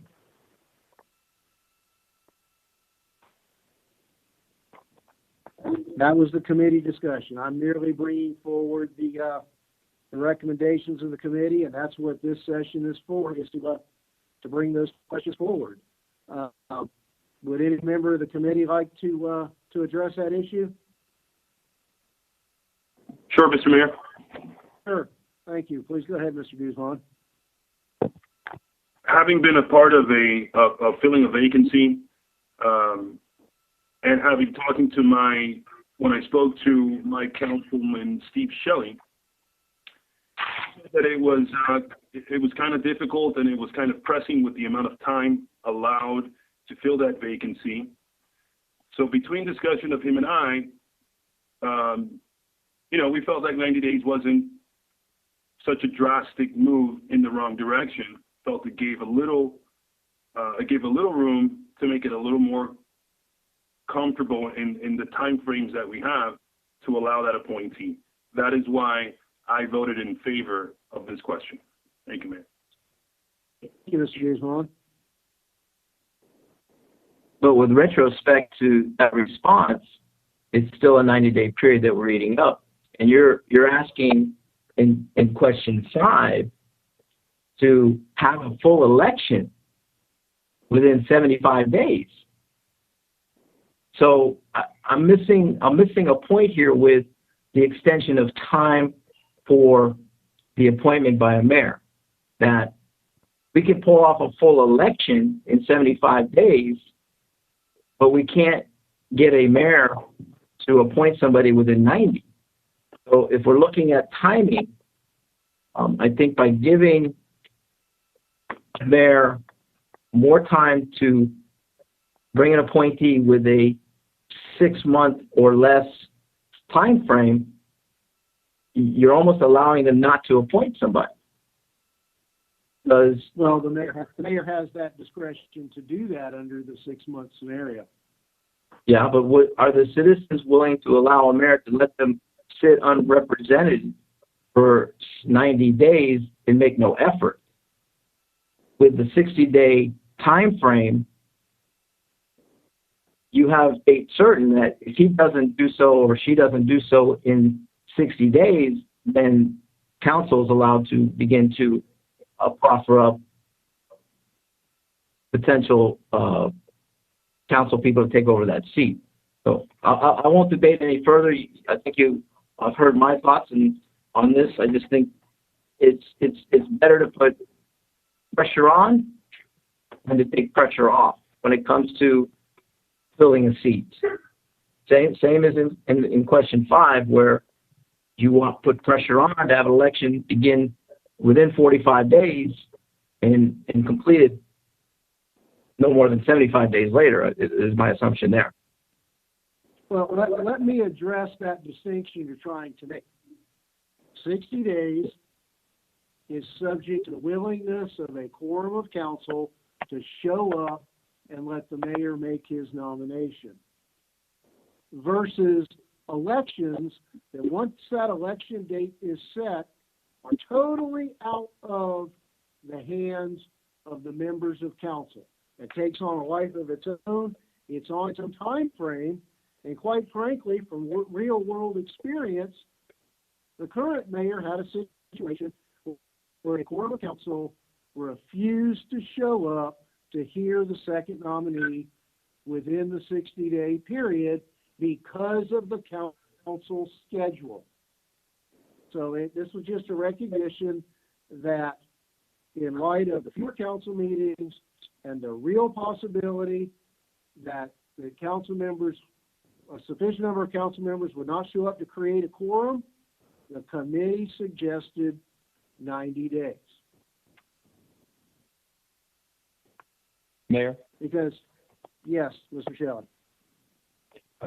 This is a question more for the maybe the city attorney to clarify, because maybe some of the confusion here, and I don't have the charter in front of me, but I do recall, like you did, that I thought there was a time period, if it was 6 months or less, it was at the mayor's discretion whether they filled the vacancy or not. And then that's true. I think that is that correct, based on your recollection, both either you, Mayor, or the city attorney? Is that how it currently reads? I have it in front of me, but I'll let the city attorney clarify. Yes. Okay. And then if it was 60 days you're correct. Greater, and this is so for 6 months or greater, because we're assuming Amendment 5 hasn't been voted on in any capacity yet. then at that point, this procedure would kick in. Well, if you read what's attached to the item tonight, the way it's written, it says the city charter currently requires council member seat vacancies with less than 6 months remaining in the term to be filled by appointment. And so what Councilman Roth, I think, is discussing is what that language says, which is less than 6 months, where I think what really it's supposed to say is that it's 6 months or greater, 6 months between 6 months and 1 year. But the way it's worded to us right now, it's saying that this does apply with less than 6 months remaining in the term. So that where maybe some confusion is in some of this discussion, because really there is no, this process does not kick in prior, less than 6 months remaining, only 6 months and greater. So if you can clarify that, that may help this conversation we're having right now. That's I great. will. You look at materials? So, I'm sorry, Mayor, go ahead. No, I was going to say 2.05, lowercase Roman numeral 2, the last part of that paragraph and continuing, from bottom of page 3 to page 4, does address that for 6 months or more. So, what I was looking at was sorry, Mayor. Just to clarify, what I was looking at was the actual questions being presented on the ballots, and the question, the form of the ballot. If you look at question 6, is incorrectly stated based on what we just talked about. So it does cause confusion. I'm sorry, Councilman Shelley. The issue is we're going from a 2-stage process, really a binary process, to 3 different options. So I understand the confusion, and we can, discuss the ballot language. But what we have here is currently 6 months or greater. We have the process that we went through. 6 months or less, it's mayor's discretion. What we now have, or are proposing to have, is 3 different options. A year or greater to be by election, a year or 6 months where a nomination would be mandatory, and then within that the framework of that mandatory nomination, the amount of time that the mayor's window of exclusivity the amount of time he would be allowed for a window of exclusivity. And then the third, which is consistent with what we have now, and there was no proposed change, where if there's less than 6 months, it would just remain the mayor's discretion. So I'm looking at your language. I understand where there could be confusion with that piece, and we can address the language of the question. If the will is to move forward at all, we can discuss amendment of the question, but I think that some of the confusion is coming in with what's currently in the charter versus what's being proposed, because the proposed change for 5 does impact what we're discussing in terms of the timing of when the window of exclusivity would kick in. Did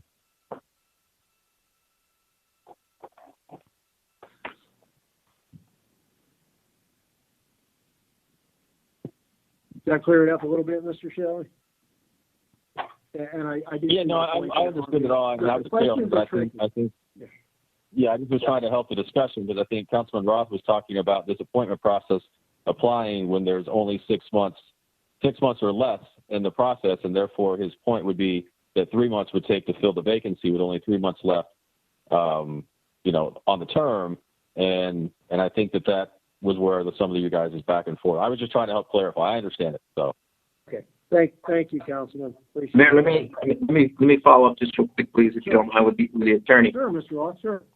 So Matt, you're saying that the way it's written now, a mayor can, if it's 6 months or less, can elect not to bring somebody forward, and that seat would be vacant for up to 6 months? Correct. And I don't think that there's a lot of people out there that would appreciate that either. So that's another charter review question that seems to be kind of important, that needs to be addressed as well. Because I don't think anybody out there that lives in any of the districts would want to be unrepresented for 6 months. Well, and Councilman Roth, again, it doesn't make it right or wrong. Just for discussion purposes, that's the scenario that exists right now without any action being taken. Understand? And that part's not changing. You can still have a mayor that doesn't want to put somebody in place, and he can run out 90 days of the time frame. And then it's up to council, and then there's really no time left. Is that correct? If there's less than 6 months, the mayor is not required to appoint anybody at all. The seat can remain vacant.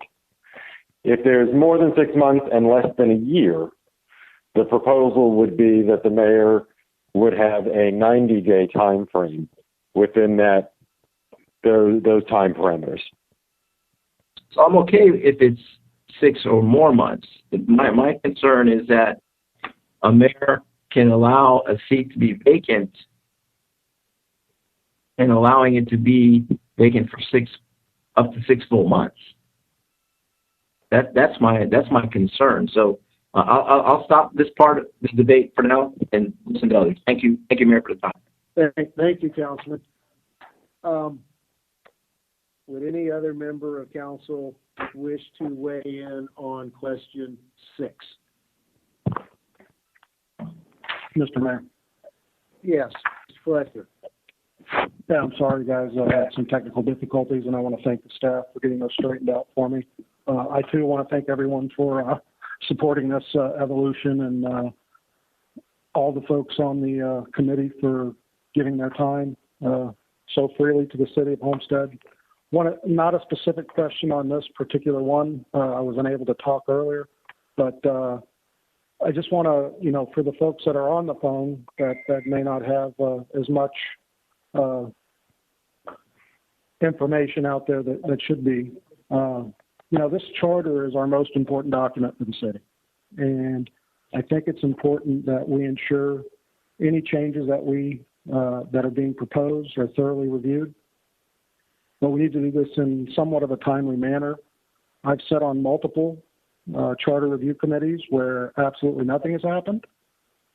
I've sat on council previously where charter recommendations were brought to the forefront and nothing has happened.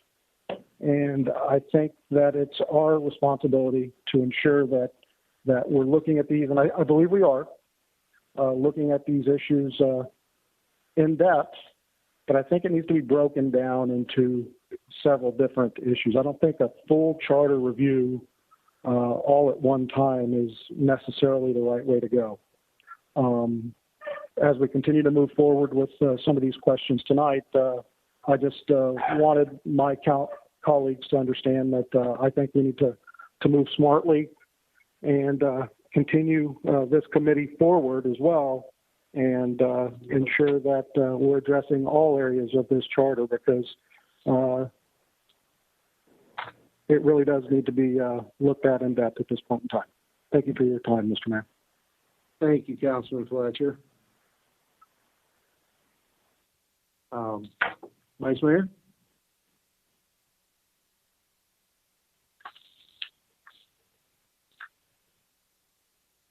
Okay, I'll go to Mr. Roth. Have you completed your weighing in on this question 6? Yes, sir. Thank you. Thank you. Councilwoman Bailey? Thank you, Mayor. I don't have any questions regarding this one. I don't have any issues with it. Thank you. Councilman Avila?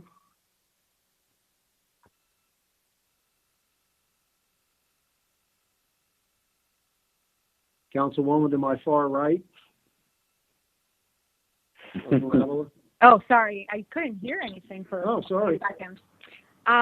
With regards to this item, I think that Councilman Roth brings a very interesting alternative with regards to filling a vacancy for a period of less than 6 months. And I think it provides the opportunity for the committee to go back and discuss it, debate it, and brainstorm whether or not that would be most appropriate. On the face of it, it sounds like it's a great option to expedite the process of bringing the citizens someone to represent them. So I like that idea. And then with regards to the 90 days versus the 60 days, as it took, with the way that it was with me being appointed, it went beyond 60 days. So I think that having it extend to 90 when you only have 6 months, it kind of defeats the purpose, I think. So that's my comment on that. Just keep in mind that if the special election scenario doesn't go forward and that any vacancy is filled by appointment, I'd like you to think about whether or not 60 days is sufficient. I mean, historically, most appointments have gone beyond the 60-day mark. Just a thought. All right. Vice Mayor, are you there now? Would you like to weigh in on question 6? Hi, yes, I was here. Sorry, I'm multitasking here. I didn't have any additional questions for question 6 based on the testimony that has been presented. Thank you, Vice Mayor. Then I'd like to move on to a somewhat related question, and that is question 3, if we want to put that up on the screen. And this question was brought to the fore in the last cycle, and as we did so many times in the committee, we said, well, let's have a real world example. Tell us what happened under the current charter, and what would happen if this were adopted. So let's take the situation where Councilman Shelley was serving as interim mayor, and he had the option at a given point in time to either return to his council seat and fill out that remaining 2 years, or resign from that seat and seek election in his own right as mayor. Under our current charter, his resignation would not have triggered an election to fill the remaining term of his vacated council seat. It would have triggered an appointment process after the election. So question 3 is designed to insert a notice requirement as a predicate to running for office, whether you're a mayor, you're an interim mayor, or a council member, midterm, seeking another office and creating a vacancy because you have an unexpired term. This would kick that vacancy into an election process rather than the appointment process. So the meat and potatoes of this is that 30 days prior to the first day of qualifying, that office holder has to give notice of an intention to resign. It does not require them to leave office at that moment. Assuming they comply with the state resign to run laws, they can stay in office through election day. This merely puts the world on notice 30 days before the first day to qualify to run that there will be a vacancy, and it creates sufficient time for our clerk to notify the supervisor of elections that there will be an additional item on our ballot that will be referred to as a special election, but it will run concurrently with the election we're having anyway. So with that, I'll open it up to questions.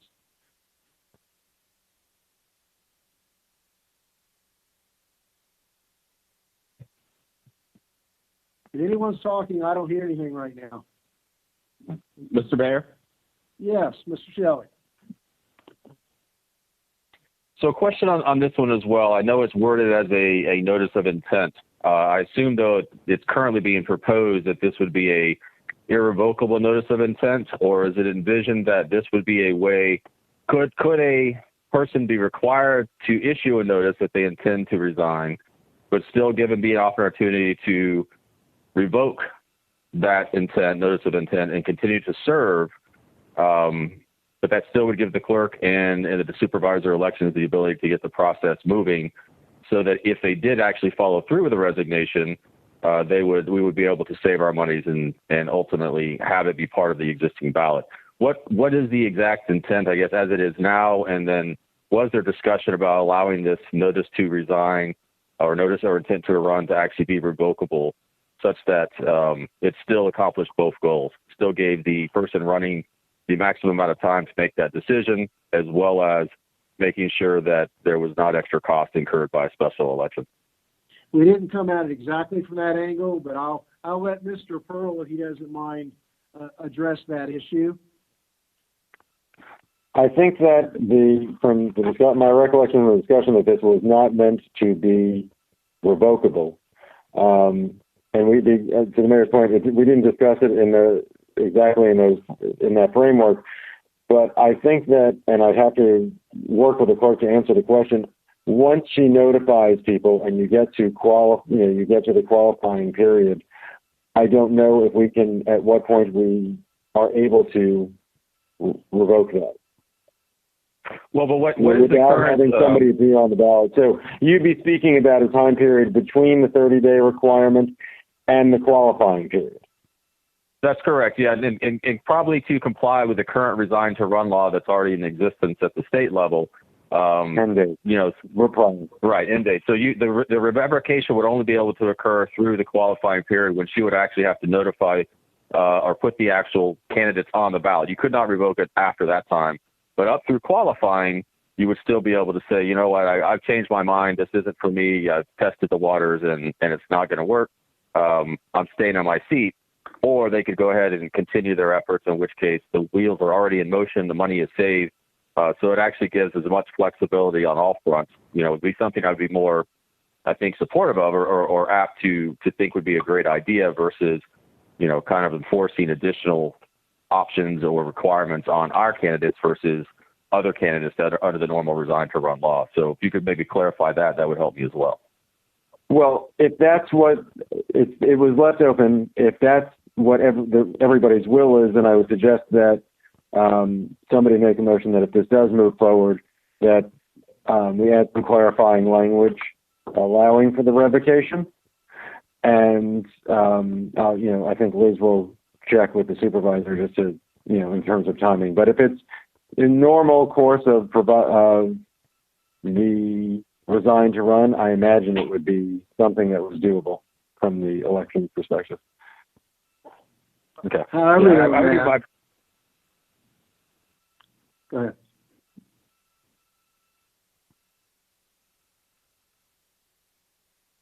Mr. Shelley? Oh, yes. I don't have enough. I mean, truthfully, I'd like, before I would make a motion myself, I don't know exactly the inner workings. I mean, I think I would like a little bit more explanation of what the current resign to run law qualifying period is versus what this is being proposed. What's the difference? But in conceptual form, yes, I would be more comfortable with allowing this to be irrevocable so that everybody has as much flexibility as possible, the city and the potential candidate, or actually not candidate, would be the elected official making those decisions. Well, that's all I have here. Thank you.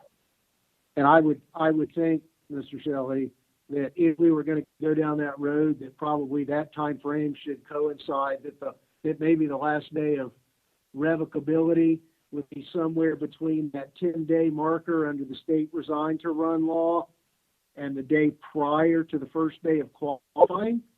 Because part of this time frame is that the clerk has time frames prior to the opening of qualifying to notify the supervisor of elections that we're going to have another name or another office on the ballot this year. I guess my point is you couldn't, a sitting elected official wouldn't be able to and shouldn't be able to play games and go in at the last hour on the last day of qualifying and say, never mind, I'm staying where I am.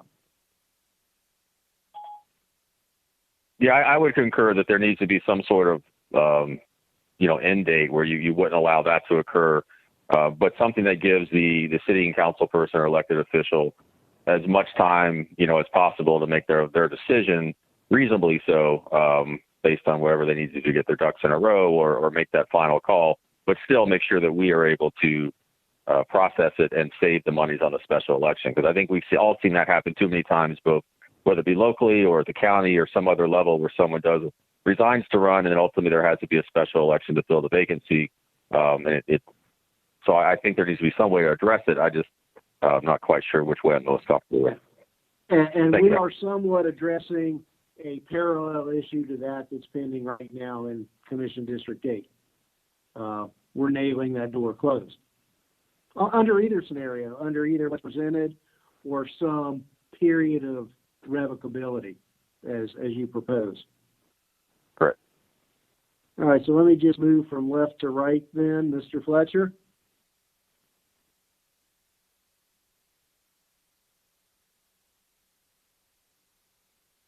Yes, I have no additional questions at this time. Thank you. Vice Mayor?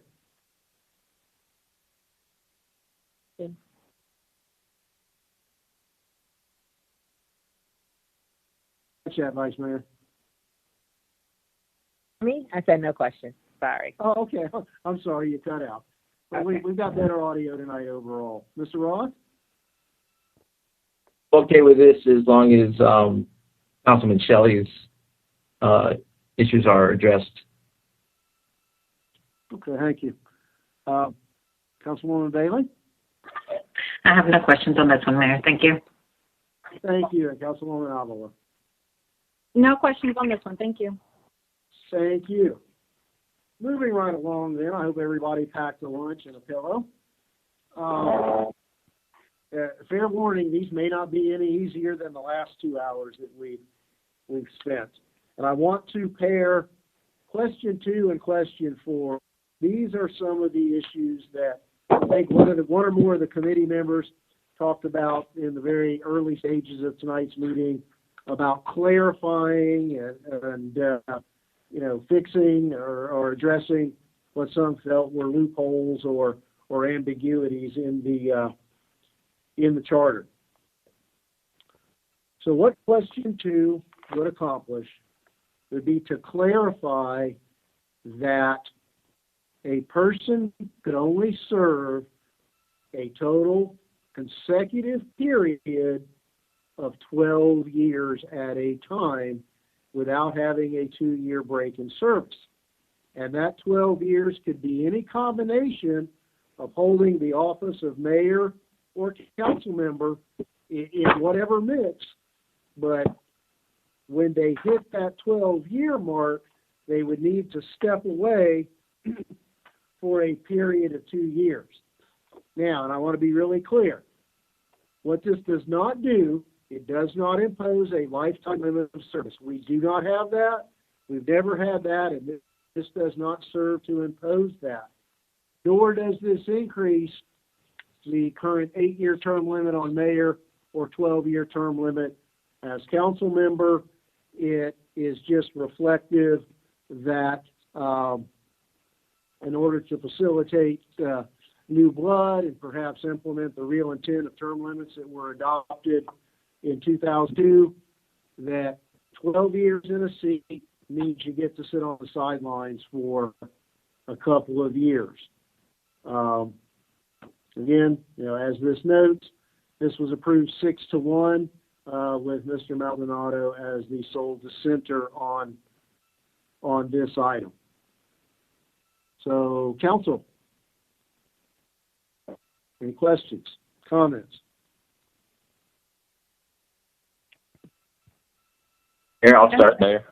Sure. Is that you, Mr. Ross? Sure. The charter already calls for that. So is there an underlying question? There is. There is the question as to whether or not one could serve their entire 12 years on council and then do mayor without stepping back. Well, the charter already Answers that question. the charter already says that, and I'm reading directly from the charter. It says, give me a second. It's on in the charter in my book. It's on page 4. It's paragraph B. Term limits beginning with the terms served commencing in 2003. No person shall serve more than 12 consecutive years in the office of council or 8 consecutive years in the office of mayor. Service will be deemed consecutive unless there is a 2-year period during which the individual does not serve as council member or mayor break in service. Any person serving the maximum of years as mayor must have a 2-year break in service before serving as council member. Any person serving the maximum amount of years as council member must have a 2-year break in service before serving as mayor. So it's already addressed in the charter. Well, the issues, though, are the words consecutive and break in service. And in order to fully resolve that, you have to look at question 4 going hand in hand. In theory, when you read the existing charter, and again, we'll put a real-world example to this, a literal reading of the current text of the charter would have allowed Councilman Burgess to resign from office at the moment he went in and filed to run paperwork to run for mayor, had he elected to do so. That 12 years would have not been met by what we called in the committee the sleight of hand or the midnight resignation. It was really form over substance. So reading question 2 and 4 together, that resolves that issue, because in reality, someone could effectively serve their entire 12 years, but for maybe 30 days, and then come back and serve a full 8 years as mayor, or vice versa.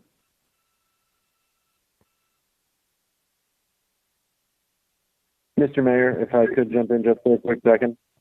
Please. With beyond the 12 years, because I do think that the consecutive years of service is more directly addressed in question 4.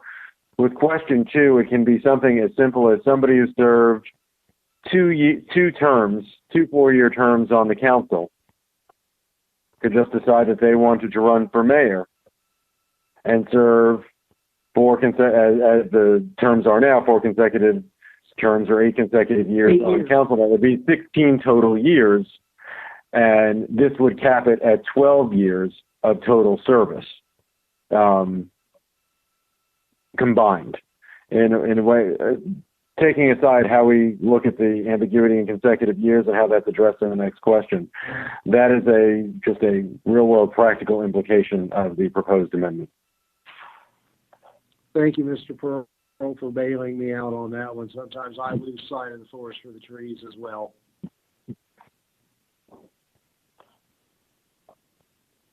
Mayor? Does that clarify it for you, Councilman Roth? Yeah, I get the objective is to keep someone from resigning in the 11th hour of their final term and running for another office, whether it be council or mayor. So, but it doesn't eliminate the mayor from running for council because you're allowed to run for 12 years. So, yeah, I think we definitely need to ironclad the 12 consecutive years and the 2-year break in service.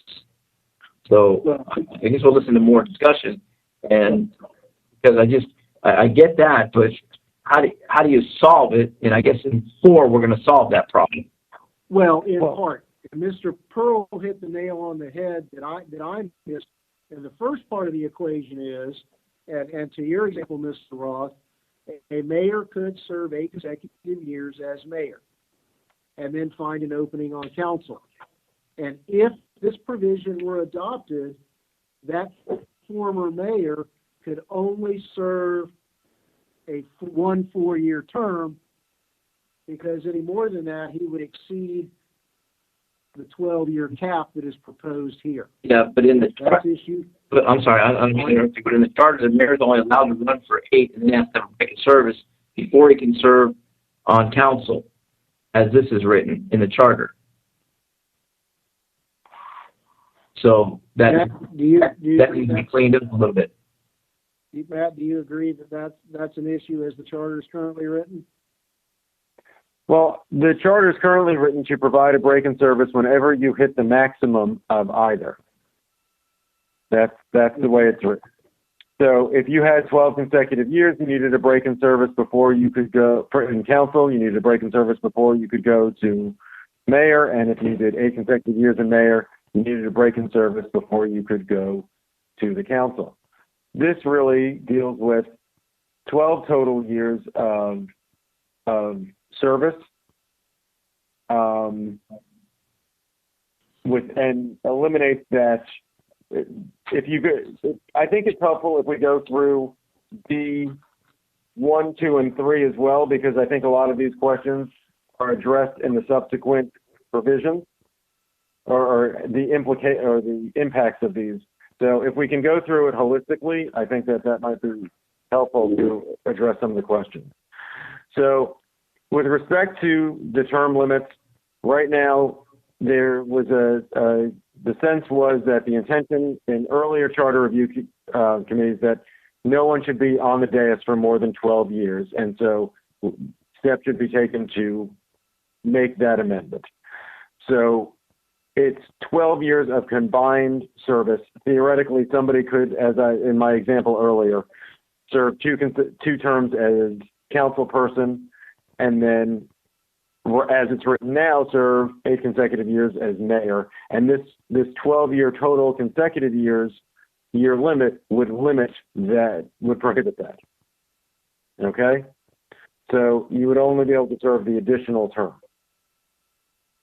Now, what it says is no person who has served the maximum allowed time under the above provision shall be eligible to run for office again until the first regularly scheduled election following the completion of their final year of service.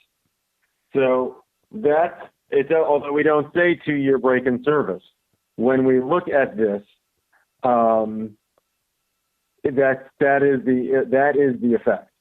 That once you've reached your maximum time, you are required to take a 2-year break in service. Okay?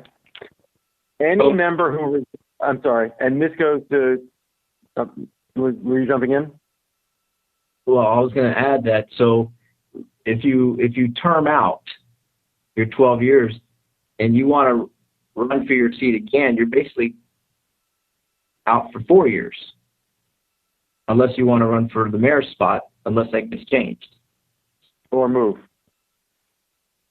Right? I mean, that's okay. Or you take up residency in another district, or you move to go somewhere else. Okay. All right. Thank you, Mayor. Thank you for your time. Thank you, Mr. Roth. Let me just move to your right, and we'll try to hit all the council members. Councilwoman Bailey? No, the only thing I did want to ask about was that it initially does mean 4 years unless you moved. So I'm good with that. Thank you. Thank you. And Councilwoman Avila? Thank you. The questions I had at this time were asked. Thank you. Thank you. Councilman Shelley? Yes, Mayor. I have a couple about questions, but just kind of weigh in on it. So my viewpoint of this one's a little bit different, and that is, this is one of the ones I don't agree with as far as number 2. Now, number 4, I'll have a different opinion on. But number 2, the question number 2, the problem I have with it is, I think that it takes away experience from the council. I mean, I know there's always discussion about somebody being there too long, and I think there is some balance between when someone is become a fixture and when somebody is, still beneficial to the body and beneficial to the community. And ultimately, I think that decision is made by the voters at some point. But my concern with the way this is written is that you are essentially forcing turnover. You are, by having 12 years consecutive service, you are not allowing those to kind of develop as a council person, gain experience, learn how the process works, all the issues, and then ultimately have that person have the opportunity to then make the jump up to mayor and then continue to serve the community now with the extra experience and things that they've gained before potentially then moving on to other things where, there you would have maybe someone that's had 16 years of experience. And I think that there's a benefit to having that on the council and multiple people up there that have some more experience, where under this way, everybody would turn over every 12-year time periods, or they would all be rushed to get their experience on council and then try to run for mayor so that they didn't get through their term out. And so also what that's going to cause to happen is more competition on the council dais itself. So right now with 12 years, you have the potential to space out where different council members may at some point choose to run for mayor, and other council members may say, well, that person's got seniority, let that person run. I'll have an opportunity 4 years from now to maybe run for mayor. And so it allows some more collegiality as far as dealing with the underlying politics that may exist. Where if everyone's having to be forced to make those runs, then not only are they going to be potentially competing against themselves at the time to run for mayor, they may be resigning their seats to run for mayor, which is going to cause vacancies. It's going to, I think, inject some more disorganization or things, plus just decisions being made up there on the dais. If everybody up there or multiple council members up there are vying or positioning themselves to try to run for mayor, that can in its own right create problems as far as getting things accomplished. And so that's where I kind of have an issue with this. I mean, I actually have an opposite viewpoint, which is I think that there does need to be some clarity in the way that the current charter is written, but I think it should go the other way. I think it should be eliminating that requirement for break-in service going from council to mayor, so that you have the ability for educated and experienced council members to, build up that rapport and that experience, and then make that move to mayor, which I think is a natural progression as people are learning and developing as leaders, because you may have young people that then become older and vice versa. So actually, I would go the opposite way and say that there should not be a break-in service, so you can go from council to mayor. And again, this won't affect me. So anybody that's thinking I'm advocating on my own behalf, I had my opportunity to run, and I did not want anything more to do with that. I've got other things in my life I'm planning on. So this is not self-serving in any way, but I do think the perfect example is Councilman Burgess, as the mayor brought up. And so I think you had a very experienced, educated, quality council person who was essentially forced to leave the government and would have continued to do good things for the city of Homestead had a break-in service not been required of him. He could have had the opportunity to run for mayor, and maybe he'd have won, maybe he wouldn't have won, but at least the opportunity would have been there for him to have continued to dutifully serve the city. And so that's where I am on the term limit side, and then I'll weigh in on question 4 when we get there. Thanks, Mr. Mayor? Yes. Go ahead.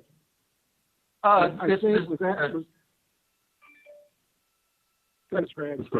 Thank you.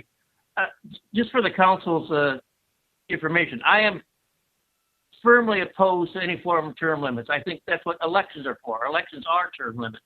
So on principle, I am opposed to any form of term limits. However, it appears that the people of Homestead, in their wisdom, have made it very clear they want term limits. So therefore, I agree with Mr. Mott from his earlier time on the Charter Review Committee that we will make it a hard 12 consecutive years.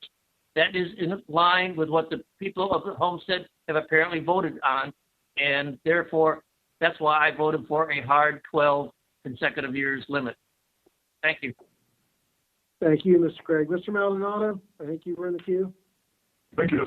With the dissenting vote. Can't hear you. Hold on 1 second. Can you hear me now? Yes, we can.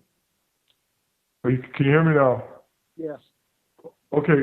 So, yes, I was the dissenting vote on this, and it was kind of along the lines of what Councilman Shirley was just saying. And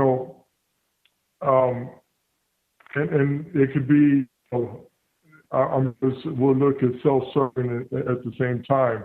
But we've seen other elected officials, and I looked at Tallahassee as kind of a point where, we have, they have 8 years to make a change up there, and sometimes they might not have the opportunity to continue that. So I was my reason for not supporting this is that, I felt like we were going to lose, qualified individuals, and maybe the opportunity for them to to stay in there and make a difference. I also, about that, I'm already so I lost. But the point is that, you know, to what Mr. Craig just meant was that my feeling was that if the people weren't with you as an elected official, they didn't want you to continue to serve. You know, if you know, we take this away from the people. So maybe people do want us to continue to serve. In doing this, you know, we take that ability away from them. And so if the people don't want you, you know, we're talking about all these questions, all these issues we're talking about, you know, let the people decide, you know, and making this decision, you take that option off the table for them. And so I wasn't in support of that because I did not want to, like Mr. said, you know, if they don't like you and if you've not been a good council member, we've seen that, you know, maybe even almost evident in the last election, you know, I'll just call it the way it is. And Mr. Porter had an opportunity to come back and run again, and you know he was going to come back and win. And so the people chose that, and the people made the decision. So with that, I wasn't in support of this. Thank you, Mr. Maldonado. Mr. Moss, did you want to inject any thoughts at this point?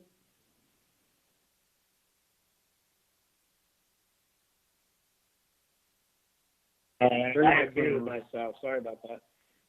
Just that we had spent, I remember many weeks on addressing this back in 2002, and it was quite contentious at the time as well. It was a very large committee at that time. It was probably 3 times the size of the members that we have now, and it was addressed pretty thoroughly.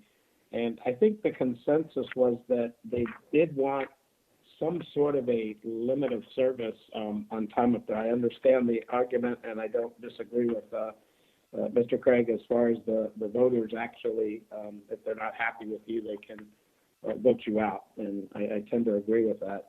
But there was this sense that at the time there were certain council members who had been serving on the council for 30 years or more, and it just seemed like they were there, they were being reelected, but not really contributing anything. And it was the idea to get some new blood into the city.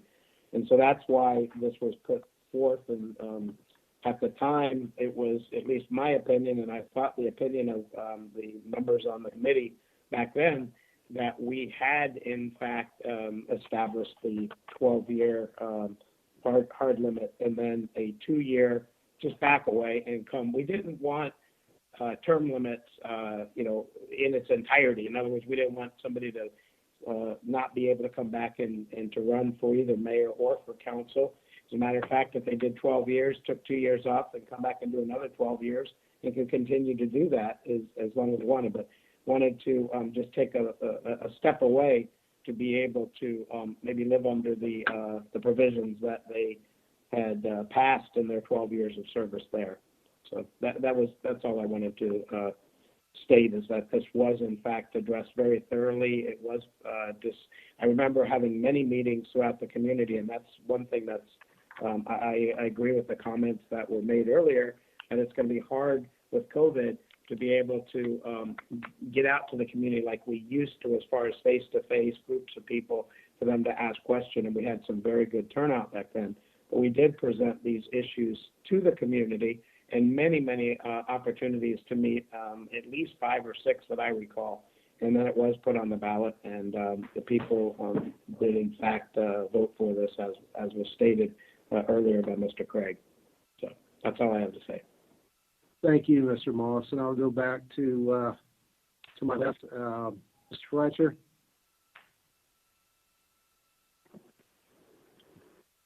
Mayor, although I agree in theory with Councilman Shelley's thought process in regards to having tenure on a city council, it really bugs me internally that somebody can make a career out of public service, and I think they sit there on a dais at times, and because they've been elected 2 or 3 times, it kind of turns the voters off a little bit in the potential that's saying, well, he's just going to get reelected again. I have no chance against running against him.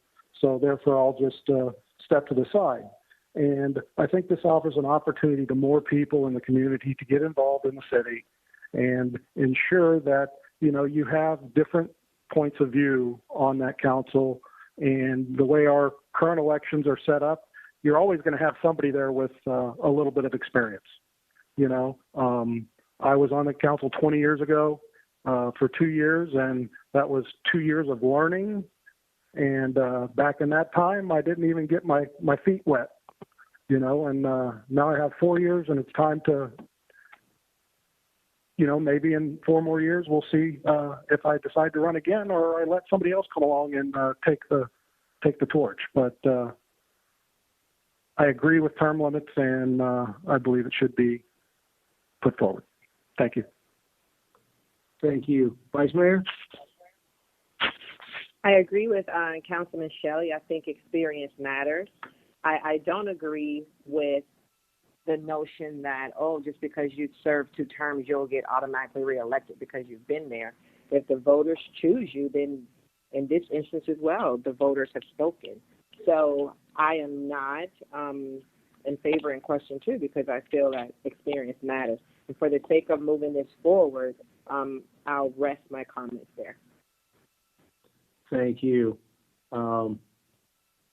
Roth, you've already weighed in, right? Anything else? You kicked off the conversation, right? Yes, I did. And I just want to add one little thing.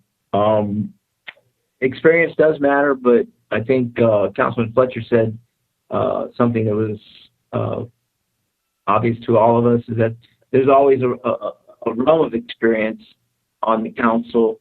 The only question, or the only thing I have on as far as the term limits is it doesn't afford a council person to, if they choose to step up after serving for 12 years, the ability to jump into a mayor's race and compete for that. I think somebody that's sat on the dais for 12 years as council would be highly experienced and have the ability to continue to guide the city, in the future. I just don't know how we get to allowing that to happen with a 12-year term limit. So experience, is always a good thing. And I have confidence that the electors, if they were allowed to carry a council person up into the mayor's seat, they would either, yes, choose that person or no, not choose that person. So that opens up another question that could be reviewed also, is if you are a sitting council person and you're termed out, could you extend, but you couldn't with the 12-year term limit for consecutive years of service? So that's a good thing to try to figure out, is how would you allow that to happen in the eyes of the voters when it comes to the term limit portion of this. I respect what the voters did. I like term limits. I think that new blood is really good. I don't like career politicians. I think they can go on and do other service as well as being an elected official. Some of us do that as elected officials, and some of us will do it in the future, and some of us did it before we became elected officials. So I just think that's a good point and something to explore further in charter review.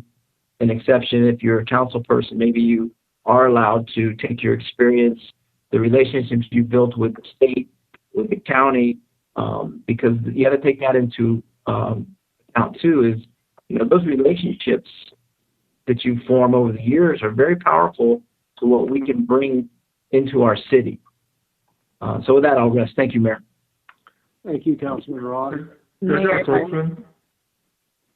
if I may just circle back and just clarify just a bit, when I said experience matters, I didn't mean to insinuate that inexperience, doesn't matter, because when I first ran, I had no political experience, i.e. skill, but I had the will and the capacity to serve, because you have some individuals that may spend 12 years in office and they have the experience of being in office, but are they effective? Are they just showing up to council meetings, moving things forward and not really getting anything done? And when I think about this, I think of Councilman Burgess, very experienced, hardworking, elected official that could have brought more to the dais. He had the skill, he had the will, he had the experience, and he was willing to put in the sweat equity. So I didn't want to say that those who come into office with no experience, they don't matter, because they do, because I came in inexperienced. Thank you, Mayor. Thank you, Vice Mayor. Councilwoman Bailey? Mayor? I'll get Councilwoman Bailey, and is that Mr. Maldonado next? Want to chime in? Councilman Shelley. Okay, all right. Go ahead, Councilman. Mr. Shelley. Thank you, Mayor. Yeah, no, I just wanted to kind of clarify my comments as well, because it's not that I don't want no term limits. I think there should be some term limits. I think there is a balance between when too much service or being in the machine for too long is probably not a good thing. My biggest thing was eliminating the way it currently sets. It does eliminate that experience for being able to transition up to the mayor's position. And as Councilman Roth mentioned, leveraging some of the relationships and some of the things that you've developed as a council person to further serve the community or help to accomplish things that, maybe somebody who hasn't had that experience or those relationships would take longer to build or to accomplish. And also, I think, too, part of, as we have put together charter changes and even code changes, as a council, you make decisions and you vote on things, and then later on realize that maybe you want to tweak them, just as we're talking about tweaking some prior charter amendments tonight that didn't necessarily work out as we all intended, or in real world didn't necessarily accomplish some of the things we thought they were going to accomplish when they actually were applied in real life. And so I think that's something here as well. I mean, you're asking the residents potentially to consider other options or to see whether or not they are happy with the decision they made in the past. And you may get the same result, or you may also get a different result. So that's all. I just want to make sure. I think that, 16 years is probably more than enough. I would not imply that we should have it open-ended where you could recycle from council to mayor and then from mayor back to council and vice versa. That would not be my intent of whatever plan or structure would be put in place different than the one that currently is in place. Thank you, Mayor. Thank you, Councilman. I think we were back to Councilwoman Bailey. Thank you, Mayor. Well, this is definitely one that I've gone back and forth with. Mr. Mass, you brought up a couple good points that I hadn't thought of. New blood definitely sometimes is needed. But if you are good at what you're doing and you are making a difference, then I think that I would ultimately like to leave that decision up to the voters. We've got some very vocal voters and others that really need to pay more close attention to what's happening in local politics. So I think that's where I am right now, to leave it more up to our voters. Thank you. Thank you, Councilwoman Avila. Thank you. I agree with Councilman Shelley and my colleagues in that momentum matters, and to think that someone who comes into council would have to decide by year 8 if they want to run for mayor in order to go for that seat, I think is it would be premature to make them make that decision. So I like the idea of keeping it where you can stay in your seat for 12 years or have consecutive years up to 12 years, and then go to mayor and then take a break after that. Thank you, Councilwoman. Mayor, if I'd I like to could. share my philosophy and. Mayor, Yeah, just sorry. Just wanted to chime in. Just one question in regards to how maybe this is to Matt, or is there a reason that we're going from, jumping from question to question? Are these questions in order in regards to that? Because I'm looking at 1 through 6. I figured that we were going to go there, so it was more of a technical question. And then, yeah, that's it. That's the only I had. Let me try to answer that real quick, Matt, and then Council, Mr. Maldonado, if it's not sufficient, I'll defer to the attorney. The questions as numbered are numbered in the order in which they appear in the charter.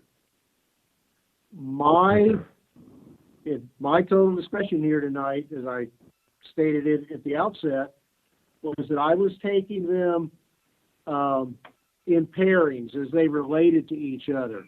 I felt as though that we probably spent the most time and then had the most debate on election for vacancies versus appointments and how those moving parts would fit together. So I think to answer your question, the process tonight has been to address those questions that are somewhat related or address similar subject matter, but by virtue of the law that applies to charter review issues, they have to be segmented into separate ballot questions.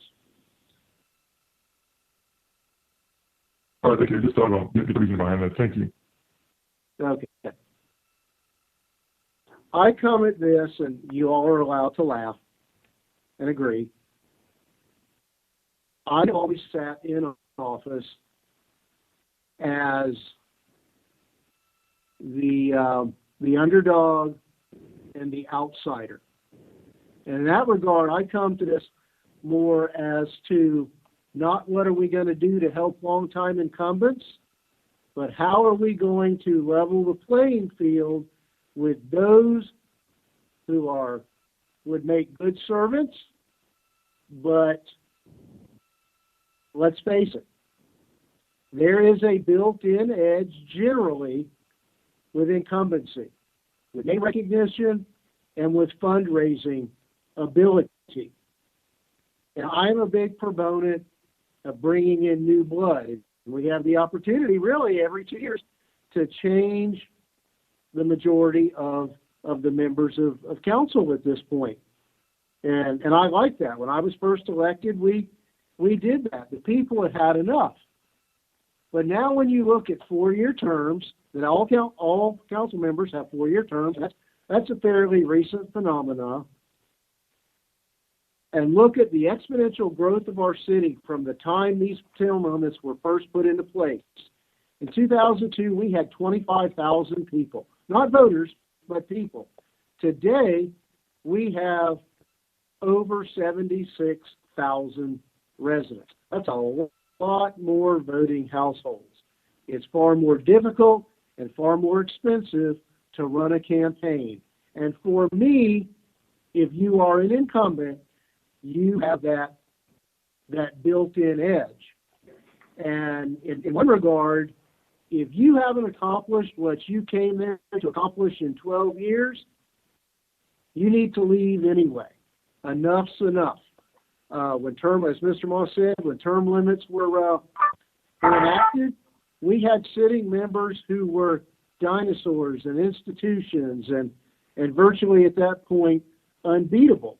And the enactment of term limits to a larger extent has somewhat kept some turnover on council. And it's interesting, we use Mr. Burgess as an example tonight. He is the first, and I hate to use the word casualty, he is the first person to be subject to term limits. Mr. Shelley will be next. I don't know if either one of them ever imagined they would serve 12 years, and Mr. Shelley had the luxury of running unopposed. That could be in part to his service and in part to this theory that incumbents are unbeatable. And I like the prospect of change, but more importantly, leveling the playing field. So my preference certainly is that the hard cap be clearly and unambiguously set at 12 years. However, right now, it's potentially 20 years minus 45 days. And I don't think that's what anyone wants or intends. So if in the spirit of getting this forward along the lines of what Mr. Shelley said, if it needs to be tweaked to be not addressing overall term limits, but if the hard cap needs to go to 16, so be it, because I feel that having that bright line in the sand is better than having this open-ended issue and the ability to cheat the word consecutive by sitting out for 30 to 45 days and then being able to reset your clock and potentially do 20 years on council or whatever, sitting in the seat, whatever it may be. So that's where I come from on this potential question. And again, I think Mr. Shelley, you had some comments you mentioned at the beginning as to some contrast with question 4. If we want to go ahead and move on there to question 4. Mr. Mayor? Yes, Mr. Craig. It seems to me that some people want this both ways. Yes, we want term limits, but yes, we want to extend the term limits. Let's either have term limits and be clear about it, or let's get rid of term limits completely. I'd like to let the people of the city of Homestead decide, perhaps at this date, after 17 years, that perhaps we should not have term limits. But you can't have it both ways. Either have term limits or do away with them. You can't have it both ways. Thank you, Mr. Craig. Appreciate that. All right, so the right question is question 4. Did you have some commentary, Mr. Shelley? I think at the beginning of the conversation of question 2, you indicated you might. Yeah, sure, Mayor. So question 4, I like the spirit of, which is, I never liked the concept or the idea of somebody being able to circumvent what I think is the spirit of the original term limit discussion, which was once you're elected, you have the ability or anticipated that you will serve out that term, whatever that term happens to be. So to be able to resign for the sole purpose of circumventing the charter, I have an issue with. And so if this allows, this calculation of term limits allows to eliminate that loophole that allows for the circumvention of the charter or the spirit of the charter in this particular respect, I think it makes sense to me. Now whether it's the minute they get elected, because one of my questions about this or some discussion about this is, and I think you guys have had some of that discussion in your meetings, was, does that take effect the day after you're elected? Is it a year into the term? Is it 2 years into the term? When some of that kicks in. But again, I think for me, it's more about the spirit. So if the whole reason for resigning is to allow you to then make that next jump, then I think that's a problem. Now, again, if we end up modifying what we just talked about to allow for someone to jump from council to mayor for at least some limited period of time, then at that point, the motivation to do that is eliminated. But I still think it's good to have something there that clarifies that it can't be done. And just while I have the floor, I did want to you raised some points about the underdog. And I do think that you mentioned something early on, which I've always been a supporter of, or I've always wanted to see, something which would be some sort of campaign finance reform or some sort of discussion about that. Because I think that helps level some of that playing field, and it also eliminates some of the special interest influence after the fact, after people are elected. And I think that may be some other way to accomplish some of the things you talked about as it relates to the length of service of some people, or the ability to have the turnover and allow the underdog an opportunity to fight a fair fight. So I just wanted to throw that out there for, again, I think future discussion, not to get us off track here. Thank you, man. Thank you, Mr. I appreciate that. All right, let me jump to the far other end of the dais and see if Councilwoman Avila is ready to weigh in on this question 4 at this time.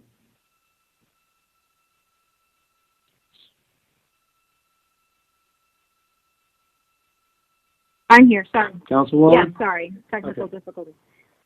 So with relation to question 4, I'm in agreement. I think we need to have the term limit, and I would like to see more clarification on, well, what is the cutoff time for someone to vacate their seat and then run for a new office. So, where it says prevent a late-term resignation, well, up to what point? Was there discussion on that? And is there an idea on what that cutoff would be? Well, the language as it's written provides that if you resign at any time, you're tagged with the remaining amount of your term. I think, the intention was there that that it be crafted to, avoid circumvention of term limits. I mean, if someone were to resign, and thinking they were going to run for mayor, circumvent term limits, there's no reason to resign far ahead of that, because they would have to walk away and be out in political limbo. So I think really the practical effect is that it prevents that defeat of the definition of the word consecutive. Okay, and could I get an example as to what, can I get an example as to how it is right now, and then compared to what it would be if this is adopted?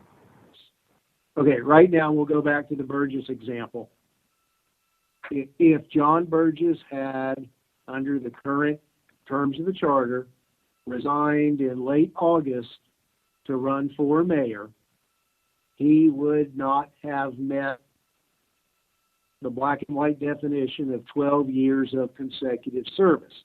But for all intents and purposes, did. Okay? So that would have allowed him to run for mayor and serve an entire 8 years, and therefore effectively be on the council just shy of 20 years in total, with only, let's say, a 45-day break in service. So this provision, applying that example, would say, no, Vice Mayor Burgess, you're tagged with the balance of the term you're walking away from, so therefore term limits apply to you, whatever they may be, term limits apply to you as if you had completed the term you left. Got it. That makes sense to me. Thank you. Okay, thank you. Mr. Fletcher?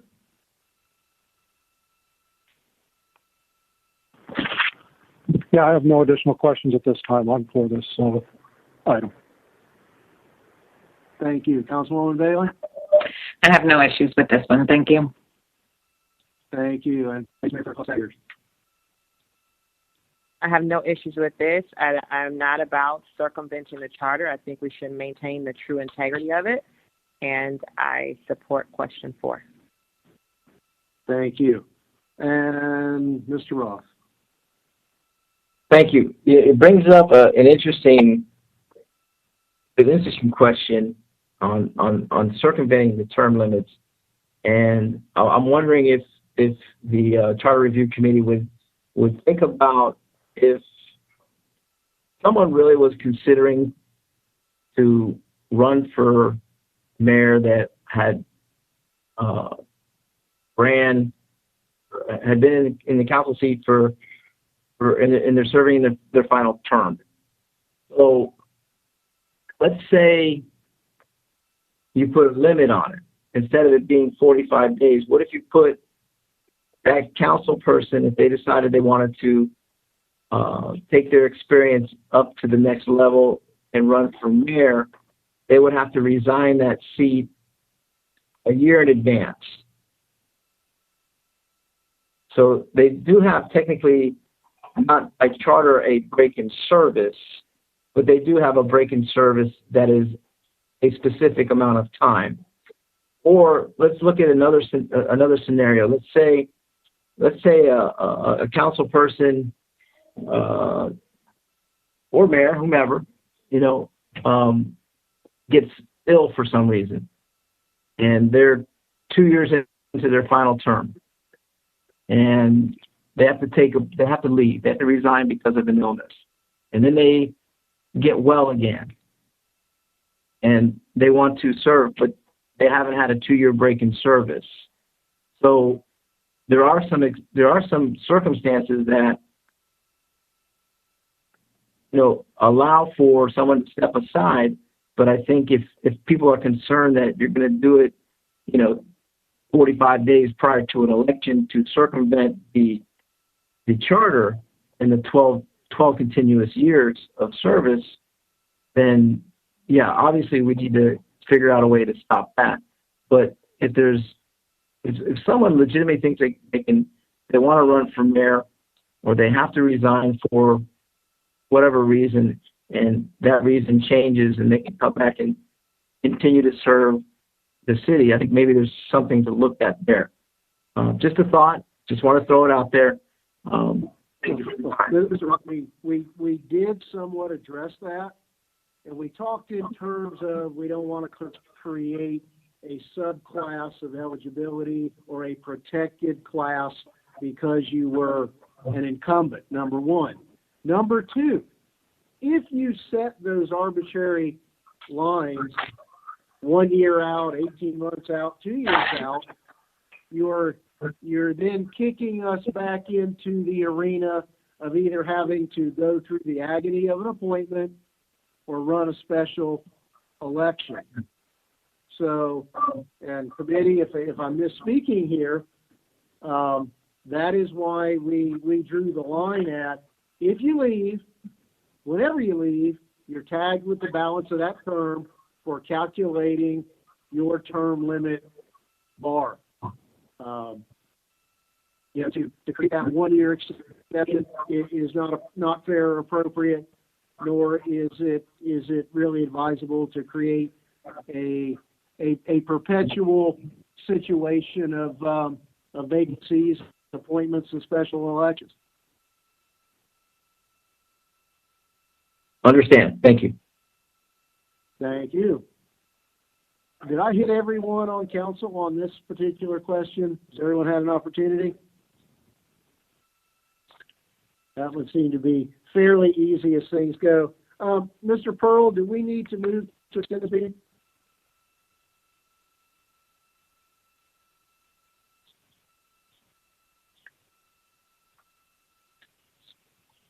I apologize, I was on mute. Yes, we're coming up on 8:30, so now's as good a time as any. Do I have a motion to extend to 9:30?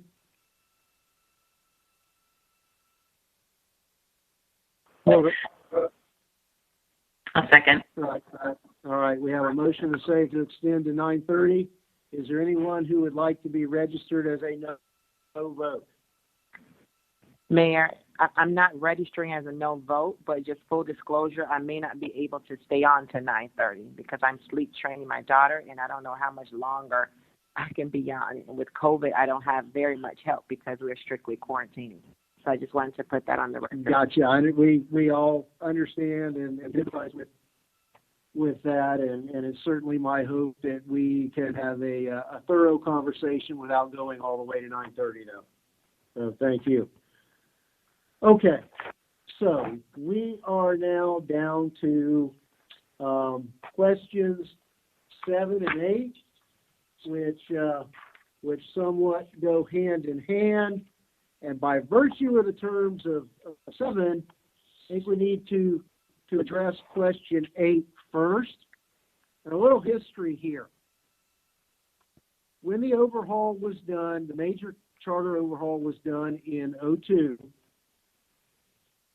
not all council members received 4-year terms.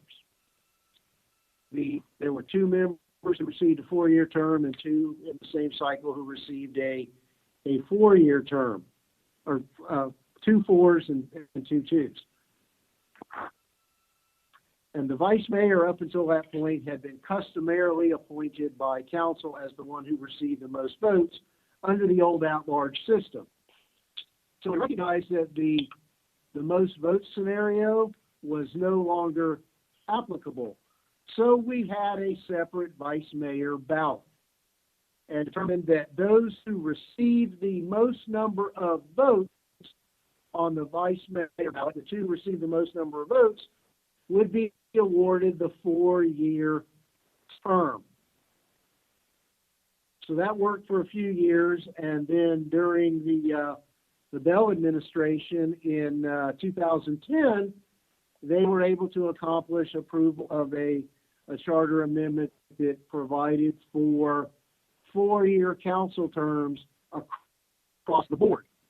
So at that point, it didn't become necessary for everyone to be on the vice mayor ballot, to be in contention for a 4-year term. So this is we've evolved into a situation where at times, from my perspective, political deals are made where certain people agree to stand down from being on the ballot so that to support others. And we've had situations where there have been uncontested vice mayor races. So again, from my earlier perspective about leaving it in the hands of the people and trusting the people, this provision would provide that the name of every council candidate would appear on the vice mayor ballot. It doesn't impose the obligation to campaign for it. It doesn't prohibit a member from saying, I don't want it, vote for council person Y. And it also provides a provision that if the person who prevails in the balloting does not wish to be designated vice mayor, it goes down the line according to the will of the people. Again, this was acted upon prior to Mr. Maldonado joining the committee, and it was approved by a vote of 5-1. And Mr. Craig was in the minority for that issue, and Mr. Maldonado had not yet joined the group. This was one of the first issues we tackled. So at this point, I would, unless I've misspoken, Mr. Pearl, I want to open this up to questions from council. What, Mayor? Council, do you mind if I defer to Mr. Maldonado, or would you prefer to weigh in first? Mr. Maldonado? Thank you. I thank you for mentioning that I wasn't appointed at the time that this came forward. Now, I wouldn't have agreed with this if it would have came forward, and I did have an opportunity to speak as to why. I kind of just wanted to re-share that with the council real quick, and it was just, again, using my experience back in and if anything, let's be frank, and when we had this conversation, bring it up, we were pretty frank with what was the intent of this. When I spoke about this, when I had an opportunity, I said that back in 2013, when I ran for my second term, obviously that was the year before I lost my wife to cancer, and basically my daughters had them pretty much at home, and I just I didn't want to run for mayor at all. I said I just want to run and win this seat, right? And obviously there was two concerns. I just want to I didn't want to put them on the ballot for two reasons. One, like I just said, that I wanted to just try to win this and then kind of go on. And two, there was that issue of in the past where there was a council member or somebody that ran, who other people that we met that, where there seems to be confusion sometimes in this process where I didn't want to fall in that same situation as the other person where like, I'm campaigning for vice mayor, but I also have to campaign for council member, and that person, won the mayor position but lost lost their seat. And so that confusion, obviously, didn't allow that person to stay in and become vice mayor. So there were two reasons. And so, but I wanted to remove my name. And I was glad that I was able to punt him off the bat. And I think that the talk we had, and we said, let's be frank about it. We said, if we're going to talk about this, let's be transparent. And the question was like, are we selling votes? Are we bartering with this position? And so that's how the conversation came about. I was there. I just wanted to say as to what would have been my position had I been on there. So that's it for me. Thank you for listening. Mr. Mayor? Yes. Is that Mr. Yes. Craig? Since these two questions are associated, I'd just like to explain my dissenting vote. I never understood why this came up. The charter, as it currently reads, any candidate who does not wish to be considered the office of vice mayor shall timely notify the city clerk, so the candidate's name shall not be placed on the vice mayor ballot. That seems perfectly clear. This amendment would force everybody to have their names put on as vice mayor, even if they don't want to be vice mayor. I think that just confuses the electorate. Does everybody in the public think, well, everybody who's running for office all wants to be vice mayor? I think it should be very clear whether they want to run for vice mayor or not run for vice mayor. That's why I voted against this forcing people's name to be on the vice mayor ballot. Thank you, Mr. Craig. Mayor, if I may. Sure, Vice Mayor. Thank you. As a current vice mayor, let me just weigh into this. I do not support this for several reasons. One, it's very confusing. And while running for vice mayor, it was it took a lot of energy to explain to the voters that they would have to vote, twice, because many said, oh, I'm going to vote for you for vice mayor, thinking that's the highest seat, so I'll just vote for you for that seat. So it's very, very confusing in and of itself. Additionally, I don't think we should force someone to run for vice mayor if they have absolutely no interest in running for vice mayor. In the event that they win, I've won, I don't want the seat. It'll go to the next person. Like, what is that about? So I don't think we should force someone to run for vice mayor. But on a different note, I know I ran for vice mayor unopposed. So is it to insinuate that I brokered deals to run to win the seat unopposed? If I may say, I worked hard for this city, sometimes putting this city before my family. I put in the sweat equity. I don't just show up at meetings. I bring forth initiatives. I bring forth ideas. I'm out there. I'm in the community night and day. So on one end, we can laud someone for running unopposed.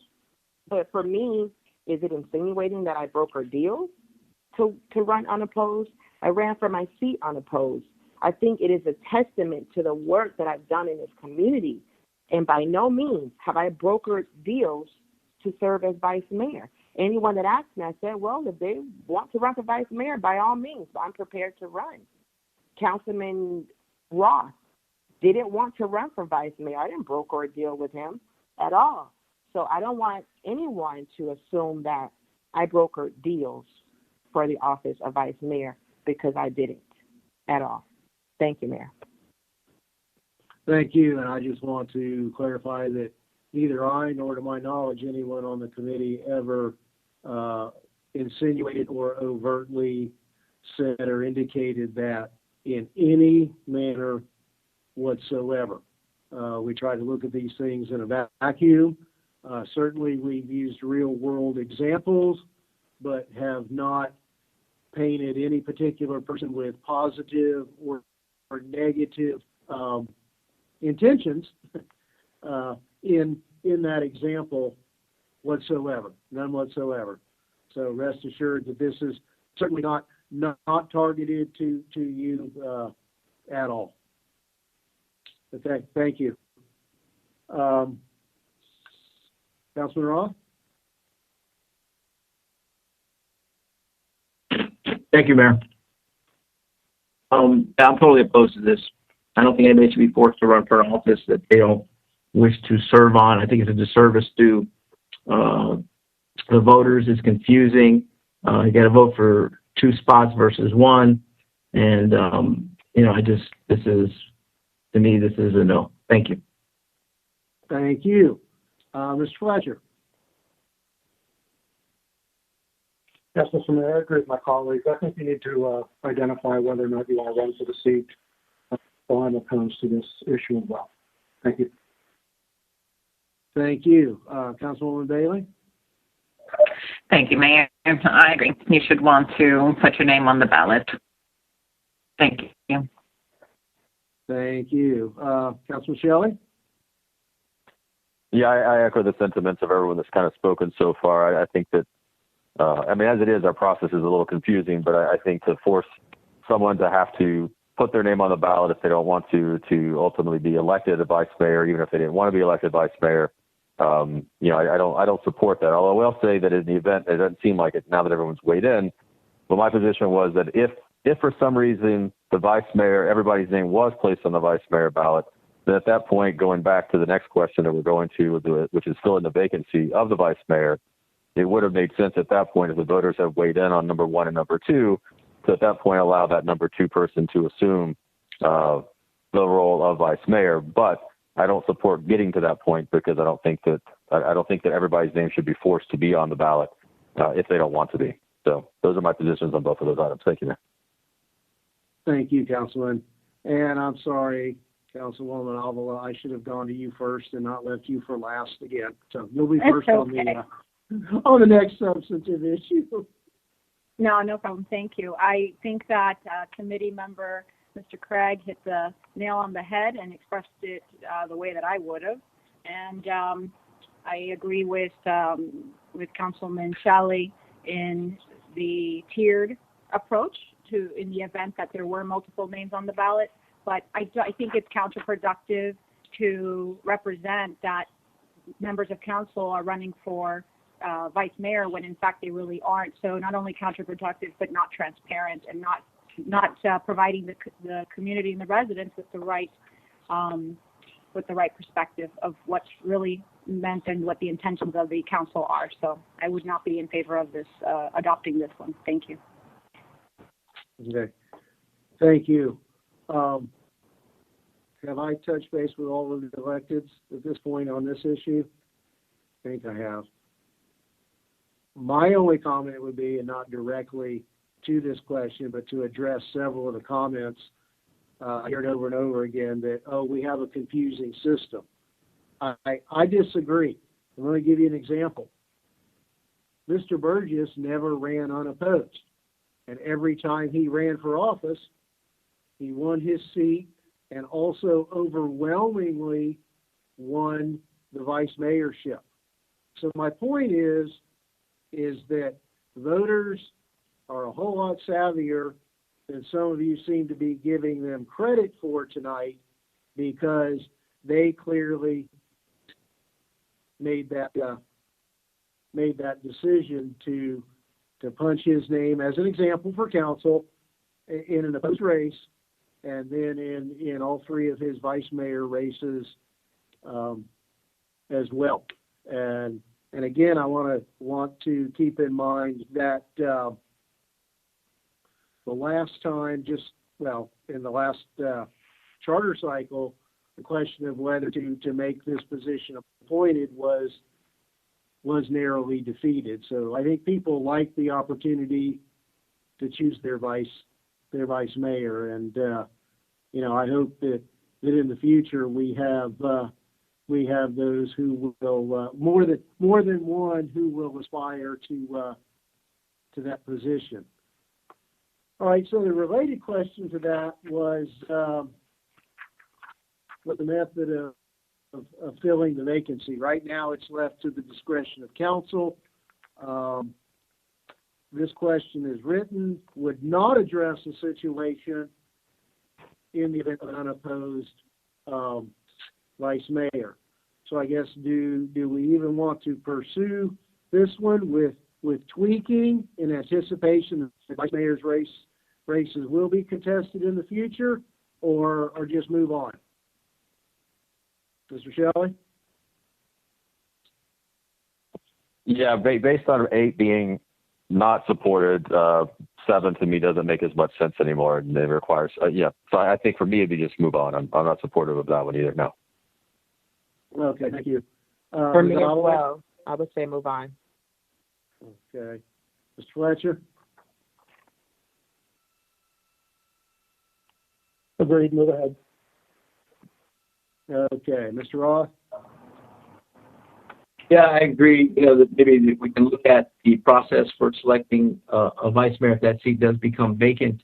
I think council has a good gauge on it. It is an elected spot. It is on the ballot. And maybe the Charter Review Committee can go back and look at that as well as for options. But I can't support it the way it is now. Thank you. Councilwoman Bailey? We can move on. Thank you. Thank you. And Councilwoman Alvarez? Yes, let's please move on. Thank you. Okay. All right, we're coming into the home stretch, and we are now on the 2 questions that purely stand alone on their own 2 feet and are in no way related really to any of the other questions. The first one is question 1, and that is the issue of whether or not the mayoral term of office will be converted to be co-equal to that of all council seats and changed from a 2-year to a 4-year term. And I guess at this point, I would defer to any member of the committee who would like to weigh in on the thought process and rationale of this proposal.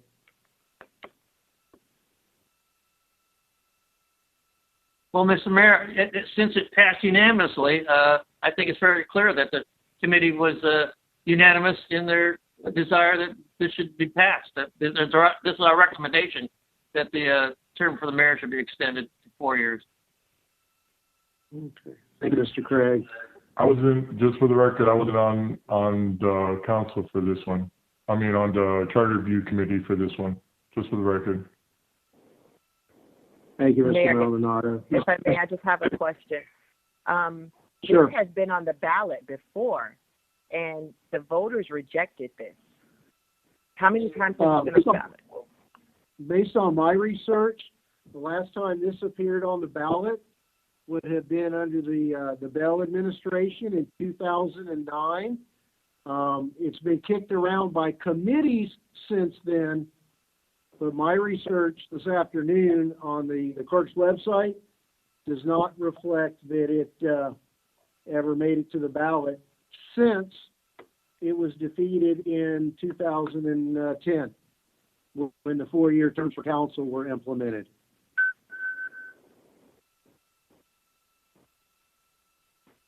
Here's my question. Moss? Hi, Councilman. I'm sorry, I got 2 people talking at once. Let me go to Councilwoman Alvala and then to Mr. Moss.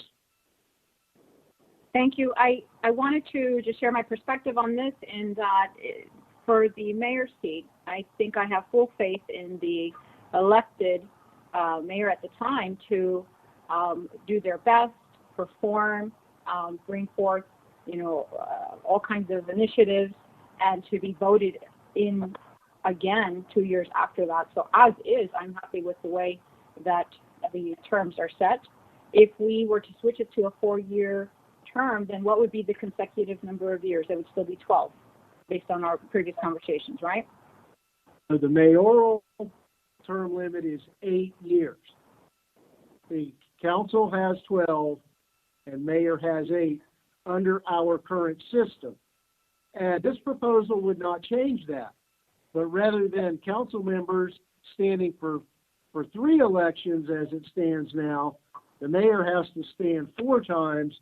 That person, if this were adopted, would only have 2 elections to run to achieve the 8-year limit. Okay, thank you. I'd like to hear what the other committee members have to say as well. Okay, thank you. Mr. Moss. Mr. Mayor, one of the things that the committee discussed was the fact that of the cost of an election and how while the council members are able to run for an election of 4 years, that every 2 years the mayor has to get back out there and start campaigning and run through the cost again.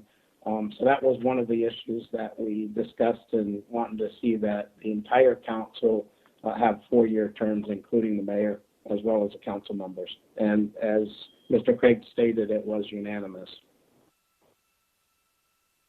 Thank you, Mr. Moss. With y'all's view, let me start to my far left with Shelley, Councilman Shelley, who's worn both hats and weathered several election cycles, and have him weigh in on this. Sure. Thank you, Mayor. This is one I've struggled with. I guess every time it's come up, I know it's been part of, I think it was put before us maybe the year or two after I got elected as a possibility. I think ultimately the council voted not to put it back out to the voters. Of course, that was right after the 2009 election when the voters had resoundingly kind of rejected it, wanting the option to elect their mayor, as the perceived leader of the city, being able to kind of change course and direction every 2 years if they chose to do so, but also acknowledging as an elected official that, it takes a lot of effort to run for office. If you're running every 2 years, you spend a year working and then a year trying to work, but at the same time trying to, maybe possibly run a campaign and manage that at the same time. And that takes away from the ability of the mayor to fully focus on the tasks at hand and the governance of the city. And so I've always kind of struggled with this one. The other issues I have with it too, which kind of lean against supporting it, is that right now we have every 2 years the mayor is on the ballot, which as we talked about, there's good and bad on that aspect of it. The good is that typically in years in which a mayor race is contested or there's a mayor on the ballot, the turnout is better because that's the big name race. It's a headline ticket. And so if you have where a mayor is on a 4-year cycle, you're going to have at least one election where the mayor will no longer be on the ballot. And it'll always be the same council members that are up for election, or the same council seats, I should say, that are up for election with the mayor or without the mayor. And so you're going to have a swing in turnout strictly based on whether that mayor, I think, is on the ballot. You also have the issue as we start talking about council members wishing to potentially run for mayor.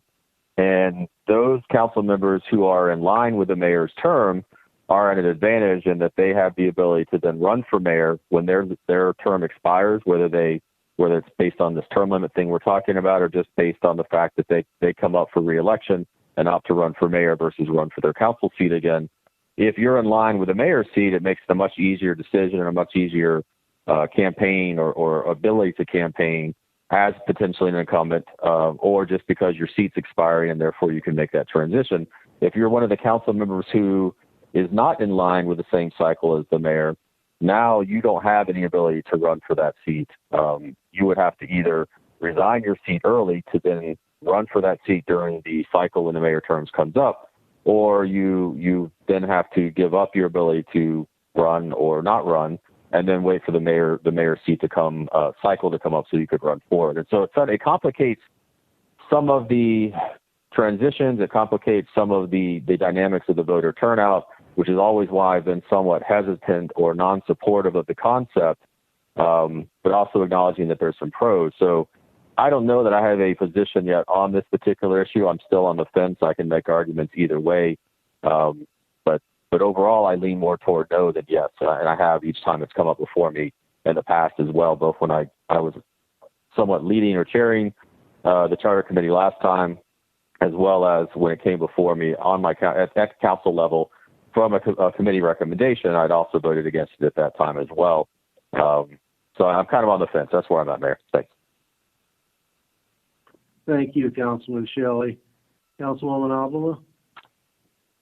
Yeah, so to circle back on my initial comments, I agree completely with Councilman Shelley. And also, there's pros and cons to both, but I think that it provides for smoother transitions, for more opportunity. It provides for the community to localize their selection more frequently than just every 4 years. So that's where I'm at with that one. Thank you. Mr. Fletcher? Yes, thank you, Mr. Mayor. So I tend to lean towards the other side on this, that, again, I look at it more as the opportunity to waste money rather than to save it. Elections cost a lot of money. You know, we go to the same people, a lot of us go to the same people asking for those same donations every 2 years in your case and 4 years in ours.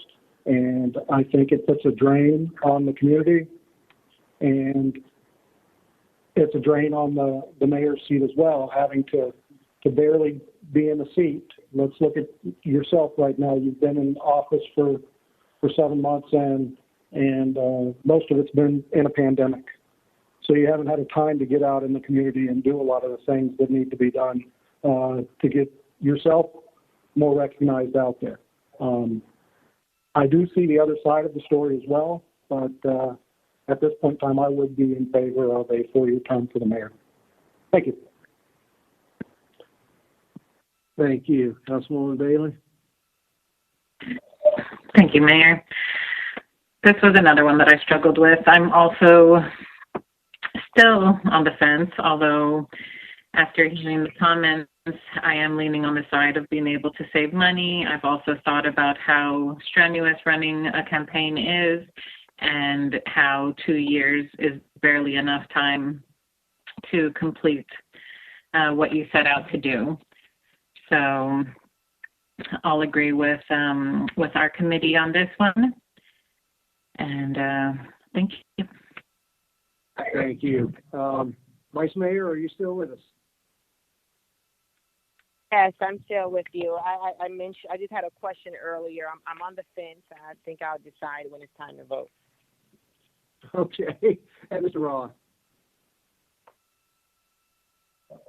Thank you. Yeah, I'm not on the fence.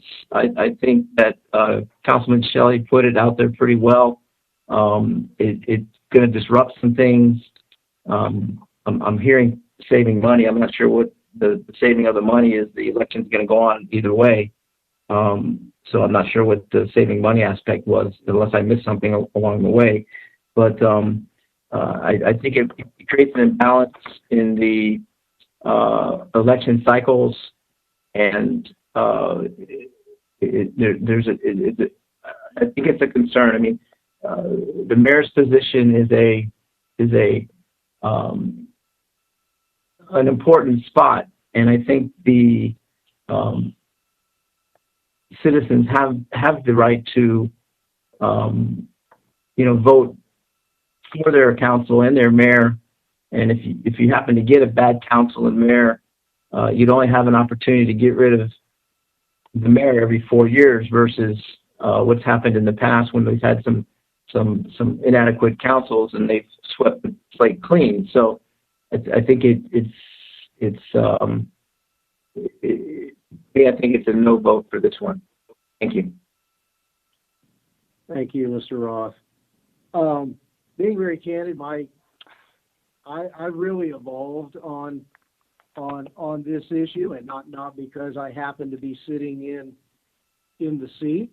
I'll stand on my record if and when the time comes, whether it's a 2 or a 4, and I trust the will of the people. But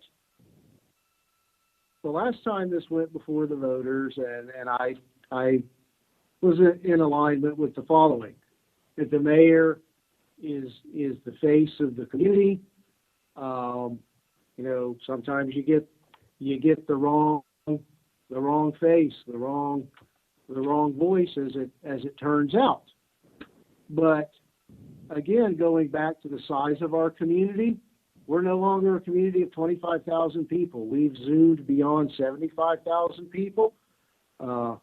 What it takes to be elected for 2 years has changed dramatically since the time that both some council members and mayor were limited to a 2-year term.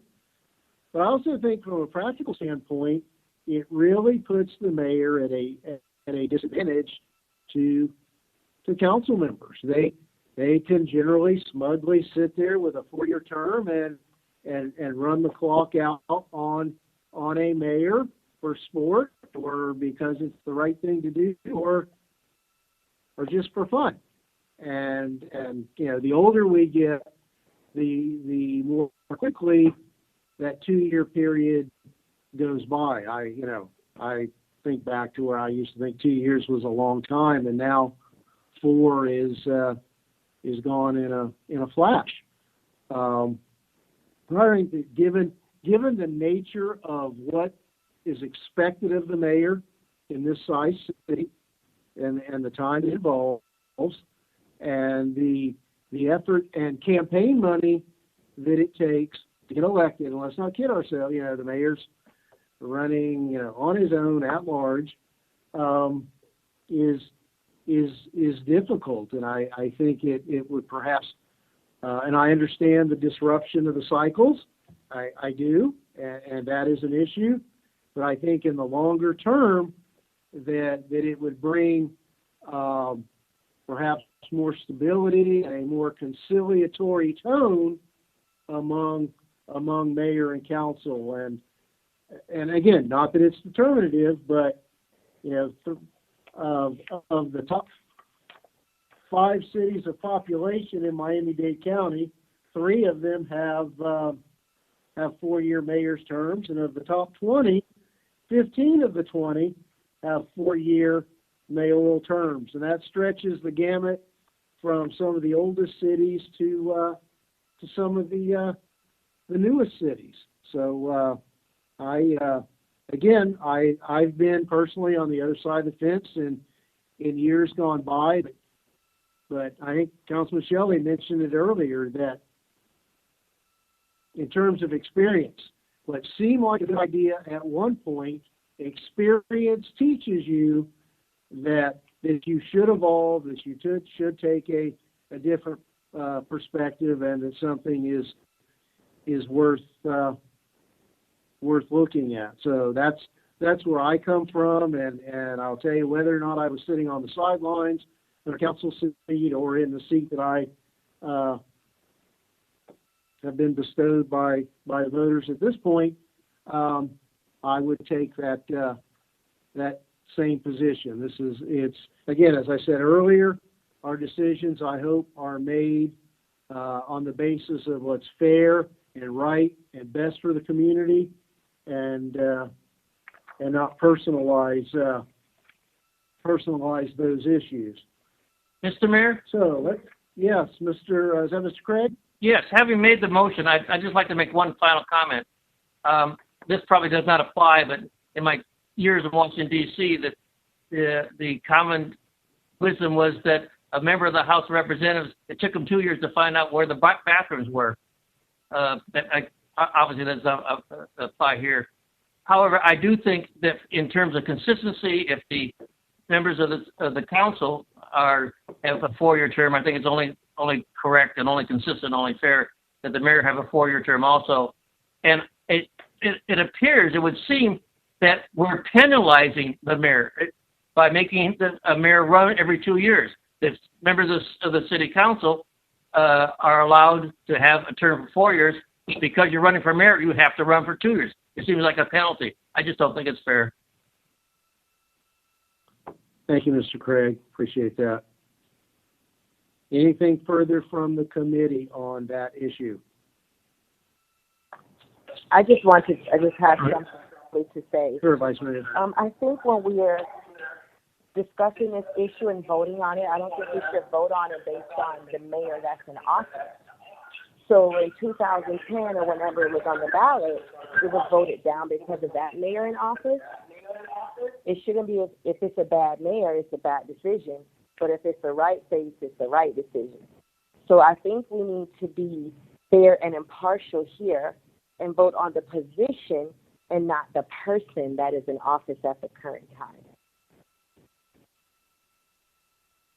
Thank you, Vice Mayor. And in that regard, you know, if we do put this on the ballot, the voters will have the final say.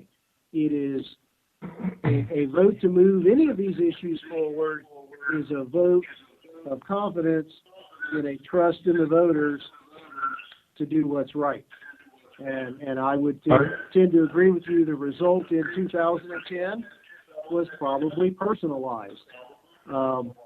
We are a far more mature city today than we were 10 years ago, I believe. So thank you. Mayor, if I could. Maldonado. I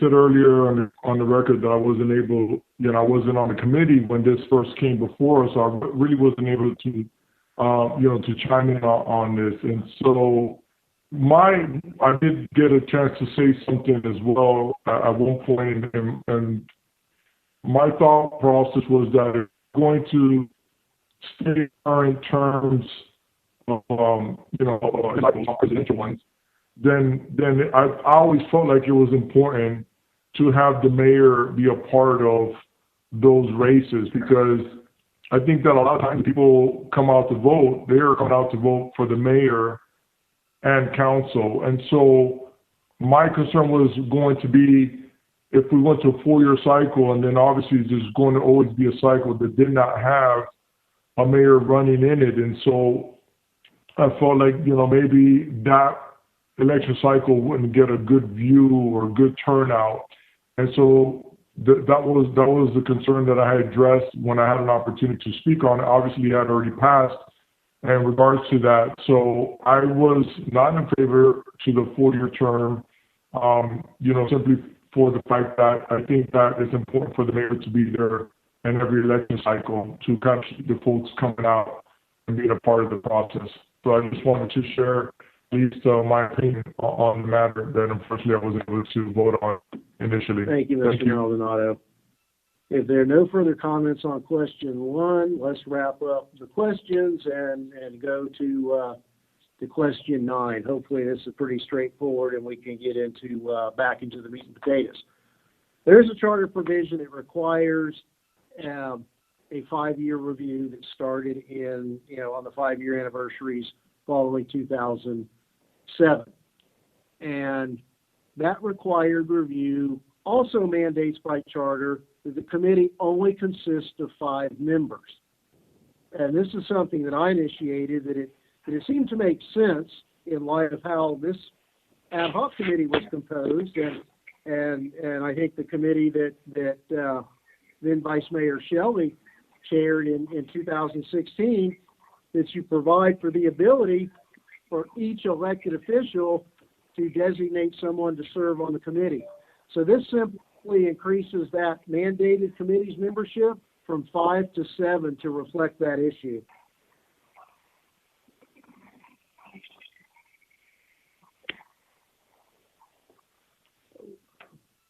Any questions, commentary? I'm so sorry. Could you repeat what you said? It was cutting out on my end. I don't know if anybody else is experiencing the same, but it could be my internet. But I appreciate it if you could just repeat yourself. I apologize. Okay, well, interrupt me if it is not clear. The charter provides for a 5-year review of the charter by a 5-member committee. This would expand that committee to 7, such that each member of council would have the opportunity to designate a member to that committee, just as they have done here and in the last couple of committees that have been constituted outside of that 5-year cycle. It's simply a kind of a technical fix to allow each member to appoint someone to every committee, charter committee.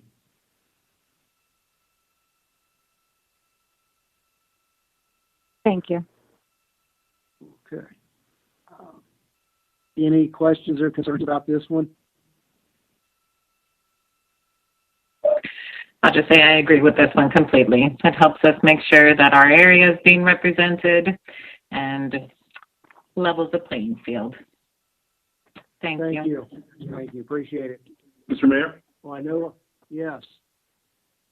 And what is the start time? What is the start time for the Charter Review Committee? How far in advance can you start? Well, the charter mandated review provides that in each December, the mayor will designate a committee to do its work within a defined period of time. But that does not preclude the appointment of an ad hoc committee such as this committee. You could have an open-ended lifespan for the committee, which would give, as we talked about tonight, members time to get up to speed and really have at-length conversations comprehensively about charter questions. The one thing I would caution us on, though, is that we don't want to overwhelm the voters. At some point, we've been off more than they can chew. The dozen or so questions in 02 were a real milestone, and I don't know that we would ever be able to replicate that. So I guess to answer your question, there's no limitation. Got it. Which I think it's very important for those who can start earlier.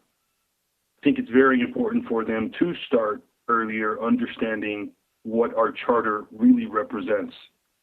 Because I think there's confusion sometimes with certain members that may not understand the difference between charter and code. Absolutely so. There's no question, and that is a very important and distinct issue. Now, before we circle back, and I know our allotted time is short and it's been a long night, I wanted to run by council the two recommendations. These are not charter questions, but they're for council consideration. And the first is that this committee be permitted to remain in existence to address additional issues. And certainly that was brought up by the vice mayor right out of the box tonight. And certainly some of the issues that have been brought up that aren't before us tonight are important and will take additional time. Secondly, the committee was also very complimentary of the process that was utilized after the mayor's 60-day window of exclusivity closed on nomination and appointment to fill a vacancy. And it is the recommendation of the council that the council consider adopting specifically by ordinance the process that we utilized that resulted in the designation of Councilwoman Avila, that in such events as appointments are still in play, that process of going back to the pool and winnowing down the candidates until a winner is reached be formally adopted by ordinance. The charter provides for that, but our ordinances are silent as to a specific process. The process that we utilized was by consent at that moment, but it is not set in stone. But the committee was very adamant that they felt that was a fair and just process, and have asked the council to initiate an ordinance to codify that system that we utilized.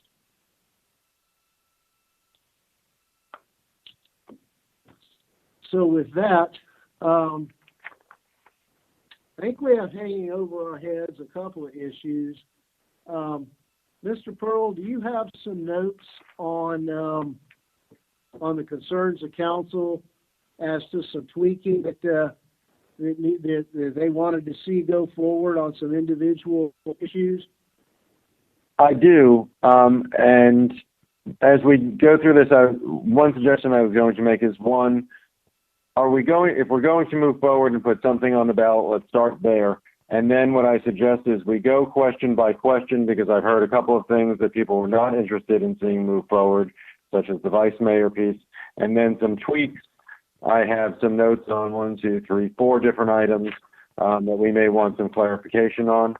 So I don't know if we want to start with the general question, because what ultimately will happen is if we choose to move forward, for the ballot is I'll ask for some clarification on these things, make the adjustments to the resolution, and you can finalize the resolution as amended next week at the council, so you review the final ballot questions and the final charter language.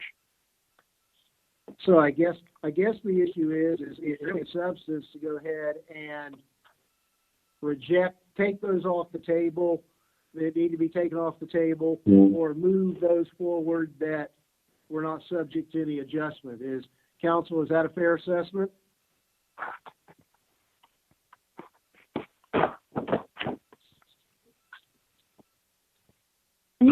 Okay, so I say yes.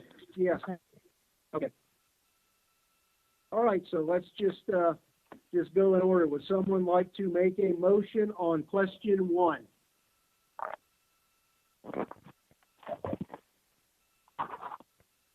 A motion to approve question 1 for submission to the voters.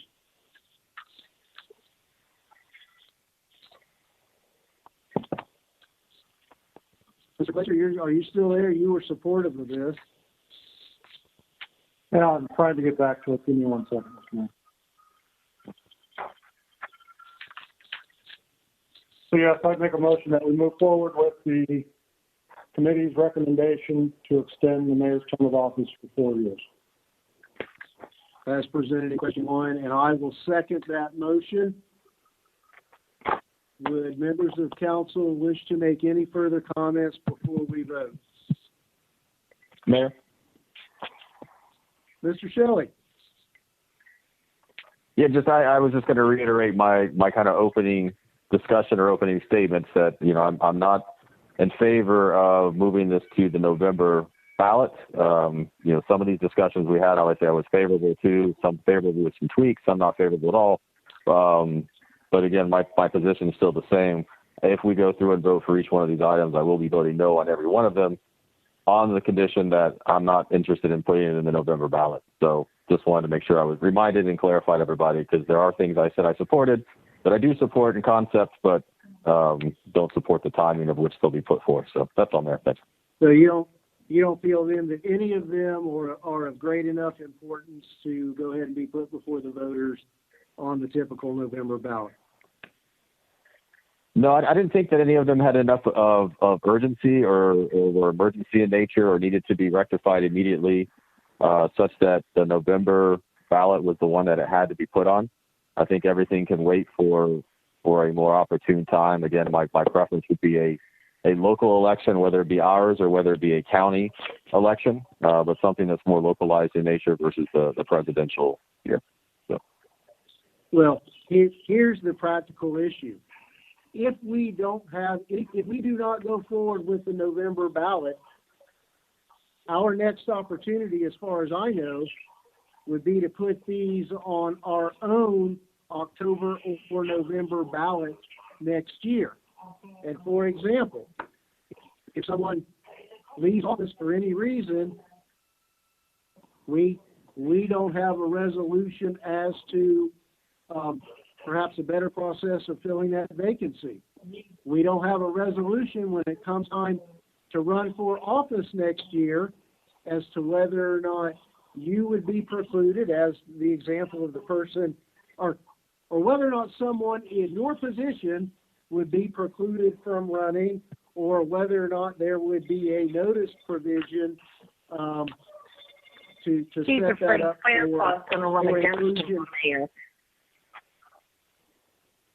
for inclusion on a ballot. So in that regard, unless we hit the lottery and find $250,000 to have a standalone charter election, some of these issues that deal directly with the next election cycle will go unanswered until that time and will not be in effect for that cycle. That's my concern. I appreciate the concern about this particular November, not November in general, but this particular November, but also facing the issue that I'm not aware of any elections that we could piggyback on between now and our primary in October of next year. So, but, Is someone trying to chime in, or are we getting bleed in from somewhere else?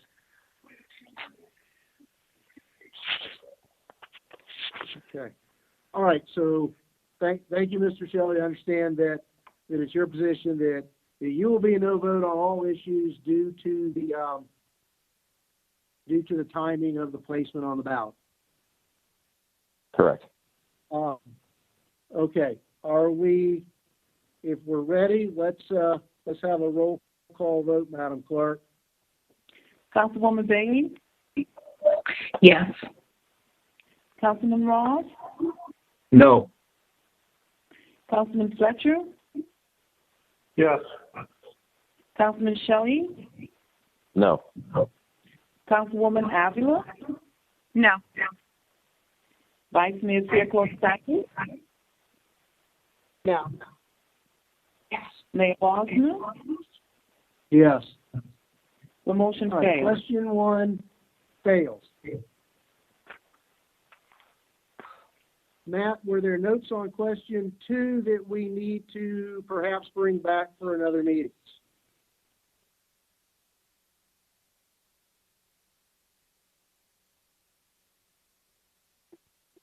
Yes, sir. I'm sorry. My mute was a little stuck there. With respect to the combined years of service, the way that the charter language was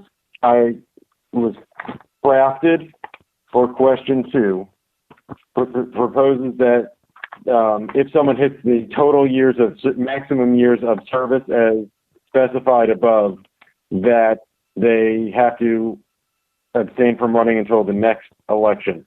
What I wanted clarification on, because I think that when we discussed it, it was if someone had hit the maximum, that was intended to be the combined years of service. And I want to make sure that everybody understands that. So if someone hit the maximum number of 8 years for mayor, they could go to that council seat, or do we want that to apply to the maximum for each of the maximum set in place? For instance, so if someone had served 8 years and they hit their maximum term for that, do we want to allow someone who served 8 years as mayor, presuming they had not been on the council before, to go back and serve a single term as council person? I just want to make that clarification. To the extent it's relevant, I think that was the intent of the committee. That's what I thought, that it was combined years of service, but as the discussion evolved, I was looking at the language, and it says it refers broadly to the maximum years of service. So the tweak would just be the maximum combined years of service. I just wanted to make sure that was everyone's intention here. Okay, so if this goes forward, the motion would be with that adjustment, or do we need for you to make that formally and bring it back?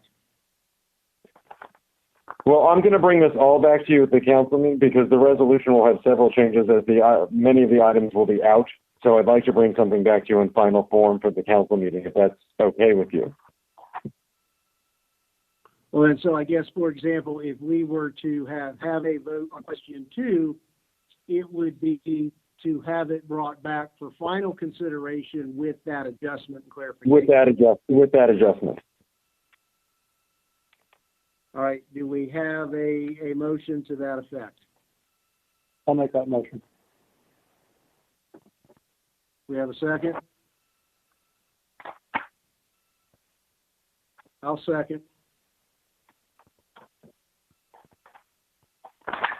So this is a motion for this concept to go forward, subject to that tweaking and final approval at the council meeting. This is not an approval to place it on the ballot. So let's have a roll call vote on question 2 for adjustment for further consideration at the council meeting. Councilman Shelley?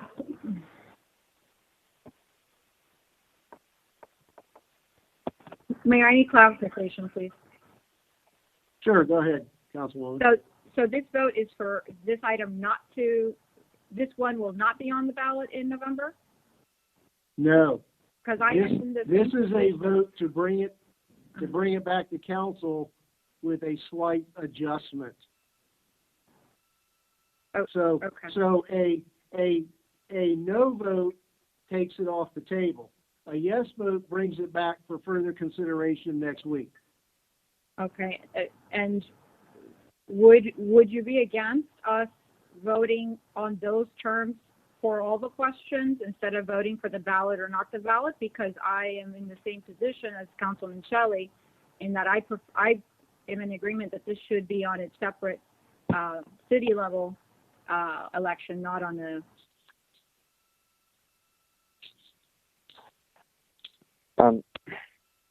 I hate to do it, but I guess we need to address the elephant in the room, that if there are not 4 members who are interested in putting anything on the November ballot, we may as well not waste our time voting individually tonight.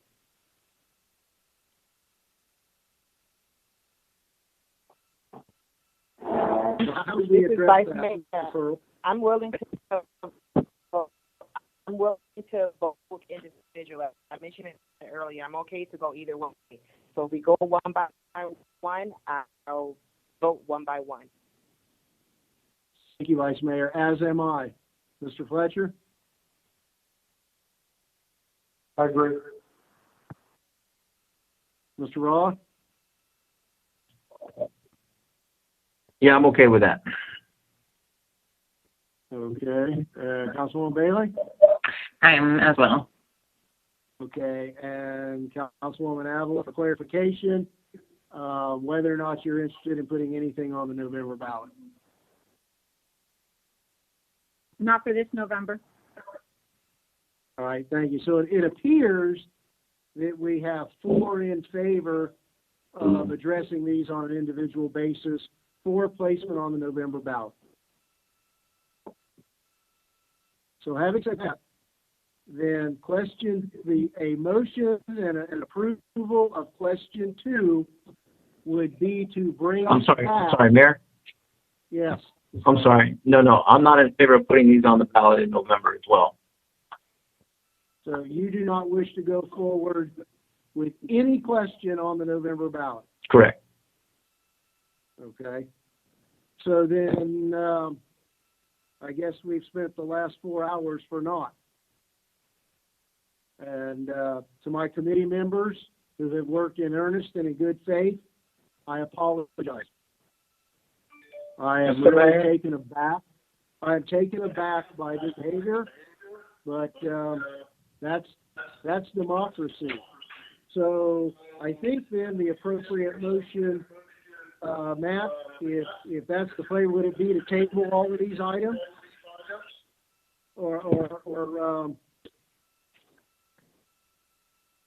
Well, if we're not going, if the consensus is that we're not going to move forward with the November ballot, then I'd like some instruction as to what we should do with the committee, if there are things that we want the committee to reevaluate, or maybe we want to have that discussion at another time and everyone's had enough for tonight. But where we would like to go from here. I just want to make sure that we have some direction. But more importantly, I'd like people to stand up and say to the voters, we don't want to give you any opportunity to make these changes in November. I want to have an up or down vote on moving these forward to the November ballot. Mr. Mayor, may I make a comment? Also, thank you.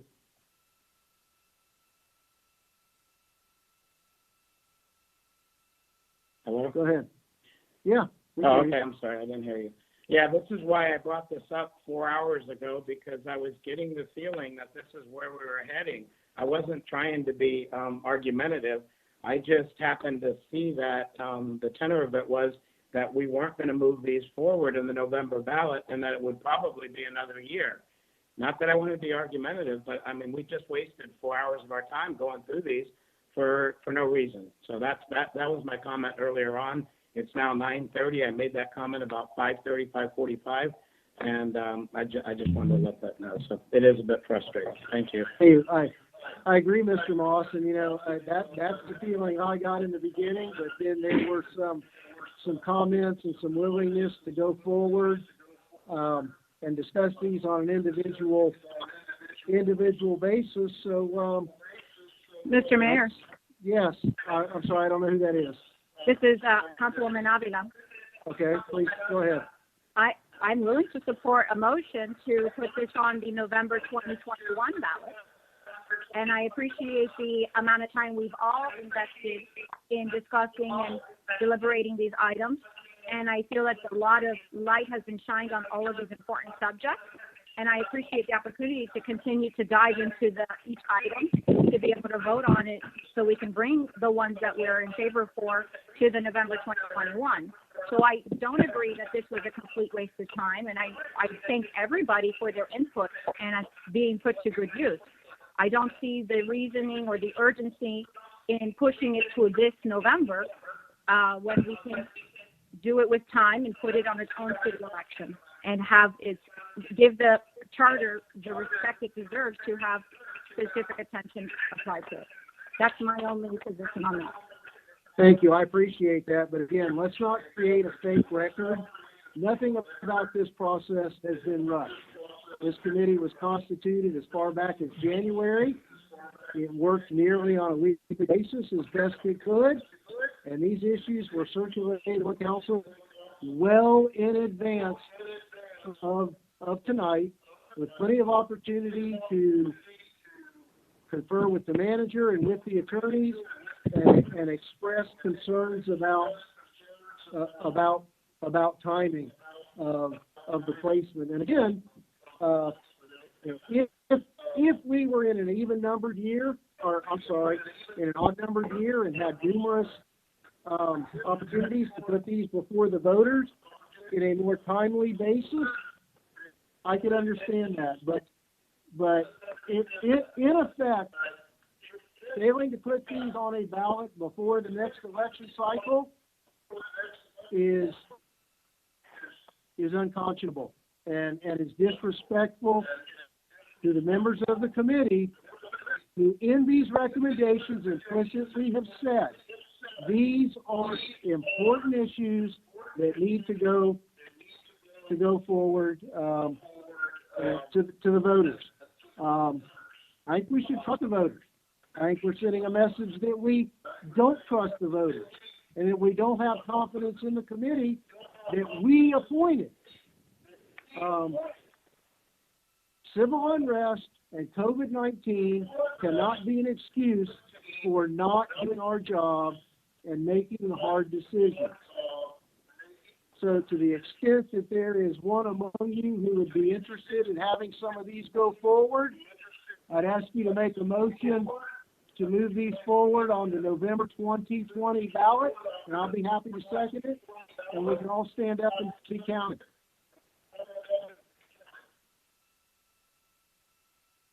Mr. Mayor, I'll make the motion to move forward. Thank you, and I will second that motion. Madam Clerk? Councilman Chair, wait a second. I'm not sure what we're voting on here. We're voting on whether or not we are willing to place anything on the 2020 ballot.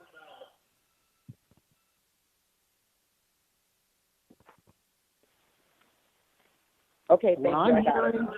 What I'm hearing from Shelley, Ross, Avila, and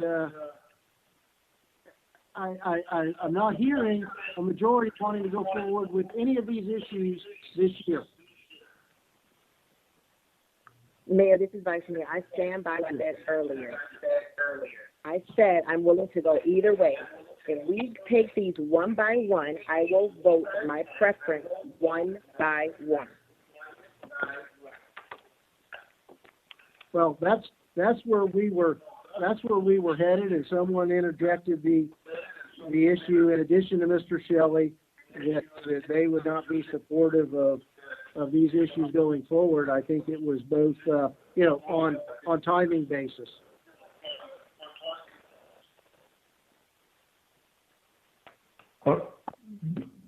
Question.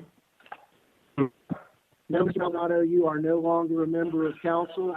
This is a decision and conversation between the members of council. Thank you. So, unless the council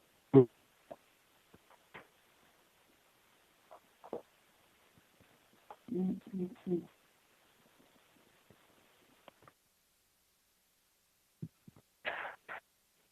Maldonado, I've given you a lot of rope and a lot of leeway, as has most of the committee members.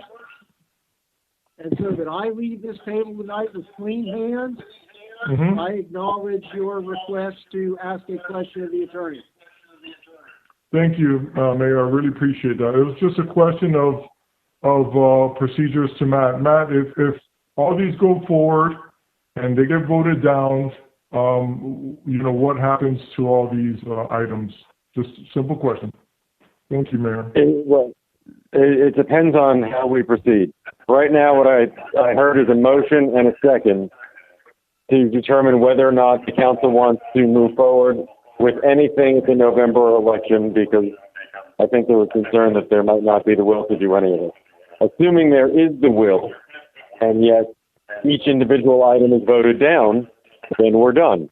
If there is no will to move forward this November, if there is the will to move forward this November, and we go one by one and we identify the questions that the council would like to move forward with, then subject to a couple of clarifications, I'll amend the resolution and bring it back for final adoption at the council meeting. Thank you, Matt. Sure. So, as Matt, to confirm my perspective here, we are at the point where we have a motion as to whether or not we are going to go forward with anything in this election cycle, in November 2020. If we have an affirmative vote to that effect, at that point we will go through questions 2 through 9 on an individual basis. Correct, and then on a question-by-question basis, if you want to move forward, then you'll determine what you are moving forward with. Right.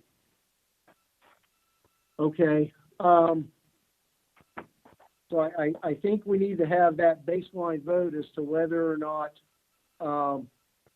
there is a majority will to go forward on a case-by-case basis. And that's the motion and second before us. So then, before we divert it, I think I had called for a roll call vote on the question of whether or not to go forward conceptually in this election cycle. Councilman Fletcher? Yes. Councilwoman Avila? No.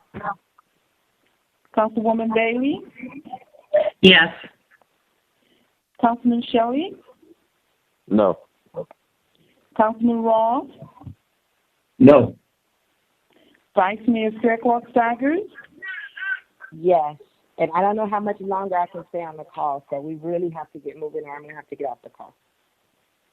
Mayor Losman? Yeah. And the motion carries. Right. Well, we have come to the point of the evening where we've just passed the extension, and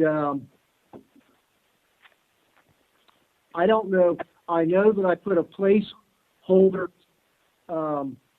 item on the regular agenda for Wednesday night. I don't know if the rest of the agenda will allow us to have this conversation. I doubt it. Is there availability to have a follow-up special call meeting on the following day, on Thursday?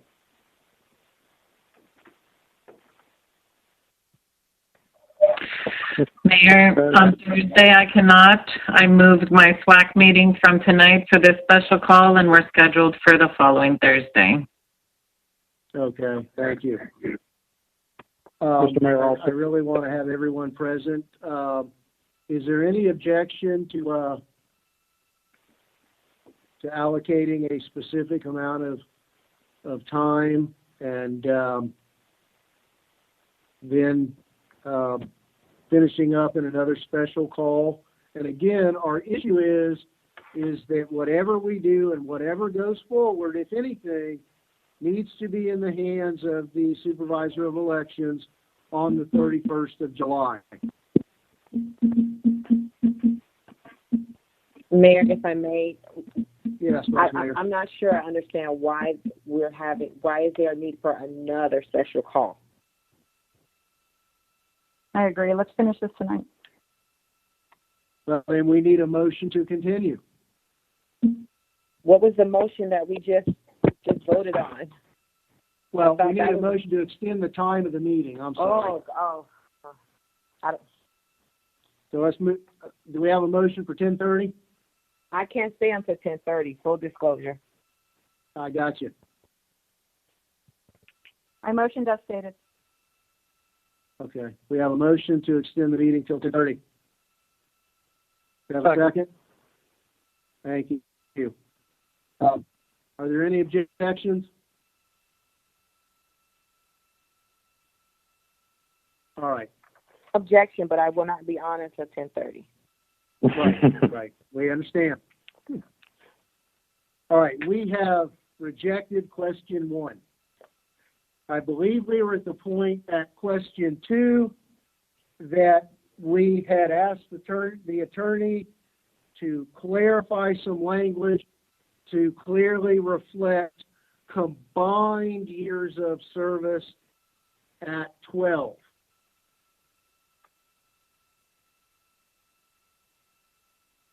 Is that correct, Mr. Pearl? Yes, sir. The change would be to D1, where it says that no person who served the maximum time. It would be amended to say who served the maximum combined limit under the provisional law. Just the addition of that one word there. And maximum combined limit is at this point defined as 12 years. Yes, it would be 12 years. It's to clarify the issue of maximum time allowed, so that somebody who serves 8 years as mayor could then serve 4 years as council. Okay, so then a motion on this item would be to bring it back as amended at the next council meeting. Is that an accurate portrayal, Mr. Attorney? Yes, Mayor. Yes, Mayor. Would someone like to make that motion? I'll move it to the next council meeting. Thank you. Do you have a second? All right, we have a second by Mr. Fletcher. Just for the record, we'll have a roll call vote on making this adjustment and moving it for final adoption, consideration for final adoption at the next council meeting. Councilman Shelley? No. Councilman Fletcher? Yes. Councilman Ross? No. Councilwoman Bailey? Yes. Councilwoman Avila? Councilwoman Avila?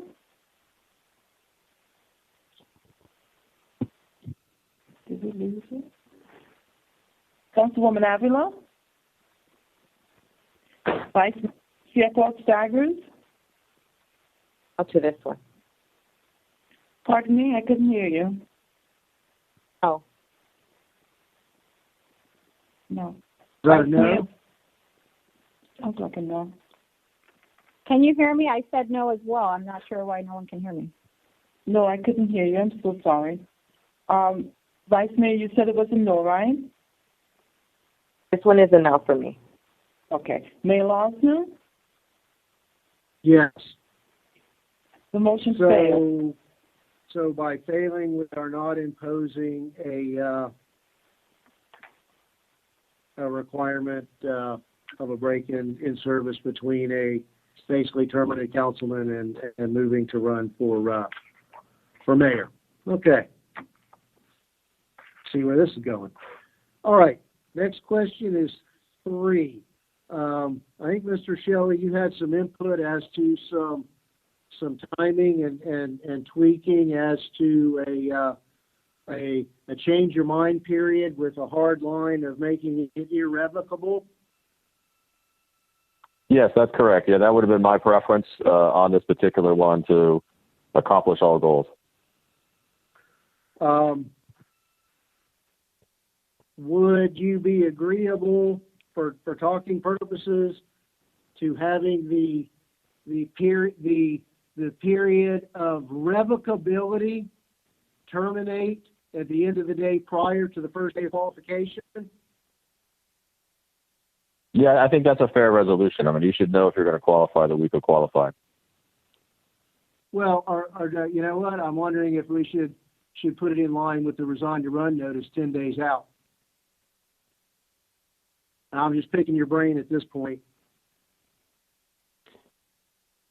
Because yeah, I mean, again, I don't know that I'm not. Go ahead. Well, I was going to say, we had some discussion at the committee with the clerk, and Madam Clerk, jump in and correct me, but I'm guessing as long as the notice is presented, at least that is the time, sufficient time to give the supervisor of elections the heads up. But if that notice of intent to resign is revoked, there's still sufficient time to remove that office from the election cycle. I guess they can do a withdrawal during the qualifying period to withdraw themselves if they change their minds, Mr. Mayor. As long as qualifying hasn't ended, then they can do the intent to note, the notice of intent, and then before qualifying ends can withdraw their name if they've changed their mind. Mr. Mayor, can I weigh in for a quick second? I just have a concern about where this is going. Remember that the purpose of this is to get the seat onto the election. And if we're going to make this irrevocable, I think we should aim for a date sooner rather than later for two reasons. One, you're going to need to let people know whether they need to qualify for running for what may be a vacant seat or not. And two, while an individual may be able to withdraw once the election's posted, if you have other people who have qualified, just having that person's name removed does not alleviate the problem. So perhaps then drawing that bright line between revocable and irrevocable is more appropriate, concurrent with the 10-day resign to run time frame. I think it's likely safer. We are doing this on the fly, so we're not consulting with the supervisor of elections to see exactly what they need and what their time frames are. But that seems like a safer time frame. And in the interim, we'll reach out before we bring something final to council to make sure that it would accomplish the goal. Well, it would be my preference to do that, to get a determination from the supervisor of elections so that we don't have anything under consideration that will not work. Right? Clearly, the intent is to have some limited period of revocability after the 30-day notice. So, yes, for the purposes of, sorry. No, I was going to say, if it's acceptable on this item, what I would suggest is we make it revocable until the statutory resign to run requirement would be imposed 10 days prior, and we will consult with the supervisor in the interim, and if there's more or less leeway than that, we'll know, and you can make a motion to amend this on final reading, subject to those what our instruction from the supervisor is. Okay, so for, I guess, placeholder motion purposes, it will be with the tentative adjustment to convert that to an irrevocable notice of resign 10 days prior to the first day to qualify. Correct. All right, do we have a motion to that effect? I'll move it. Moved by Mr. Fletcher. I'll second it.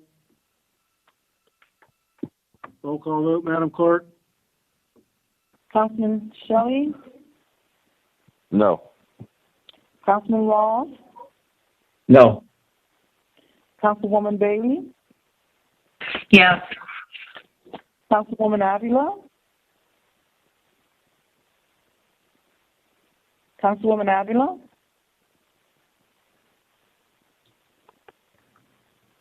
we can't hear you. Councilman Fletcher, Yes. Vice Mayor Fairclough Staggers, Yes. Councilwoman Avila. Can you hear me now? Yes, I can. No. Mayor Lawson, Yes. the motion carries. All right. The next item would be question 4. Mr. Pearl, I don't recall that there were any proposed tweaks to this. Is that correct? No, I didn't have anything in my notes. Okay. Do we have, now, to be clear, I guess this will be a motion to place this on the ballot. Well, ultimately, I'm going to bring the final resolution back to you. Okay. So when you adopt the final resolution, everything that you elect to move forward tonight will be voted to be placed on the ballot all at once. All right, so this is simply a motion to bring it forward in final form, which is unchanged according to our notes. Yes, sir. On question 4, do we have a motion to that effect? I'll move it. Have a second? Second. Have a second from Councilman Fletcher. Madam Clerk? Councilman Fletcher, Yes. Councilwoman Avila,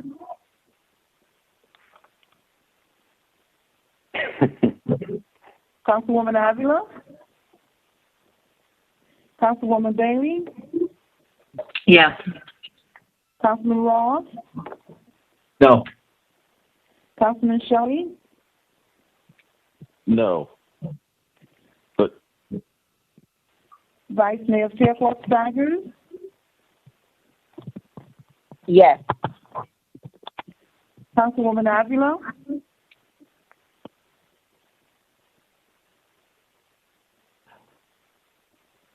Councilwoman Avila. Can you hear me now? Yes, I can hear you now. I don't know what Comcast is doing, but I promise you I'm asking. The answer is no. Okay. Thank you. Mayor Lawson, Yes, motion carries. motion carries. All right. Mayor, can I ask a Let's clarification question real quick? Sure. Not to really sidetrack us here, but because that last vote kind of changed the dynamic. So are we voting to go onto the November ballot still, or are we now voting to present these in a final form at the next council meeting to then have the vote to go onto the ballot? Because I know it's semantics, but we did spend a lot of time kind of massaging some of these and having discussions of these, and so I do have opinions and express those opinions and would be willing to vote to move these forward to the next, I guess, process, but not actually vote to have this go on the November ballot. I know it's semantics here, but based on that last comment made before that particular vote, it is somewhat important to know what I'm voting on. I interpreted the attorney's comments that we were voting to move these for further consideration at the next council meeting. Right, which is a whole different thing than the last 4 things we voted on. Correct. So, Well, so that's no, we're voting on whether or not they were even going to go forward. Clearly, the mayoral term was dead on arrival. As far as I could tell, that was dead on arrival this year, next year, or a decade from now. Question 2, is anyone who prevailed on question 2 wish to wish to revisit that based upon the posture of that? No, yeah, because to me, even like number 2, we actually firmed up which I'd expressed it. So that wouldn't change my mind anyway. We already talked about resign to run, but I would have voted for the resign to run based on the change. I would have voted to move forward the calculation of term limits again to a final form. And those are going forward. Based on that. Yeah. So nothing really changes as far as I can tell with 2. We've left the door open for exceeding. Yeah, no, it probably won't change the end result. That's why I don't want to sidetrack it here too much, because it won't change what ultimately happens probably at the council meeting. So I don't want to enter. But at the same time, just for my own purpose of voting, I do support some of these things moving. And so I just wanted to be clear on what I was voting for, because I may change some of my votes backwards as well as going forward and actually vote to approve these to move forward, even though I vote against them at the final reading. So Gotcha. Right. So Matt, just make sure I'm clear on that, right? Right. So semantics are important. Yeah. correct. And I apologize, Councilman. You said that you would be voting no on each of them for the reasons. So I assume that that's the way that we were going. What we're doing here, we voted that we would be proceeding to something for the November election. I will be bringing back the final form resolution because some of these do have tweaks. And in addition, even those that don't, I have to change the charter language itself based on what is being approved and not approved. So the language may not end up looking exactly as it does now. So what I'm asking for votes on for each of the questions is whether or not we want this to be on the final resolution to be presented to you all either next week or at a special call to be determined. Okay, so because that's a whole different vote now. Now I'm okay with some of these votes because I think we should move them at some point in the future, just maybe not for the specific one that will ultimately be the final vote. So I'm clear now. I'll move forward with these votes and may make a recommendation to go back and change my vote on 2 prior. Go ahead. Sorry, Mayor.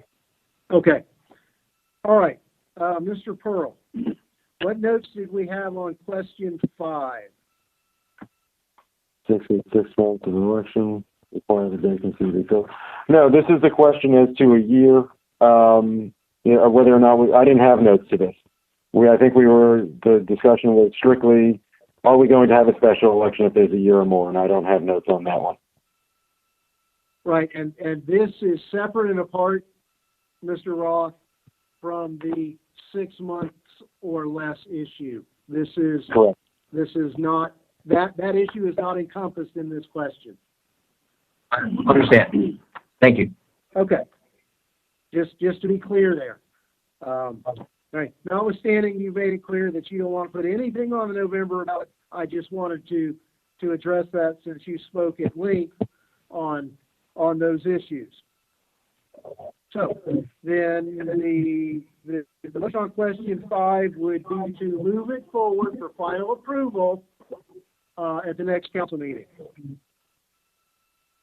Question 5. I'll move it. We have a motion. We have a second. We have a motion and a second. Roll call vote, Madam Clerk.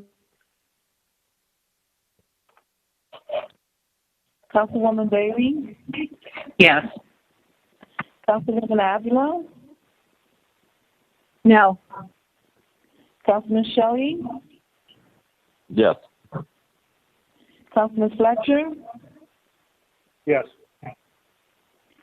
Councilman Ross? No. Vice Mayor Fairclough Staggers? Vice Mayor? Mayor Lawson? Is she still with us? I'm not Yeah. sure. Right. Motion carries on question 5. Matt, Mr. Pearl, question 6. Question 6, I think that there was a lot of discussion about the 6-month window and the expansion to 90 days. I don't need direction. I may make some changes to the question, the ballot language for clarification, because it seems to raise some confusion. So I put the underlying item I think we can just get yes or no on whether we want to expand the window to 60 to 90 days, and I'll reword the question a little bit for the final approval. Okay, then, so the motion would be to forward this for final review at the next council meeting, subject to those, The two or three today. by Mr. Pearl. So do we have a motion on question 6? Move as discussed. Second. Moved by Councilman Fletcher, seconded by Bailey. Madam Clerk? Woman Avila? Okay, No. Okay. But Councilman Ross? No. Councilman Fletcher? Yes. Councilman Shelley? Yes. Councilwoman Bailey? Yes. Mayor Lofton? Yes. The motion carries. All right, so the Vice Mayor has had to sign off for the moment? Okay. She's gone for the evening, Mayor. Gone for the evening, okay. Most of us have been there. All right. I think question 7 is probably a no-brainer, but let's have a vote to move it forward in any event. To have a resolution on 7 up or down, move it forward.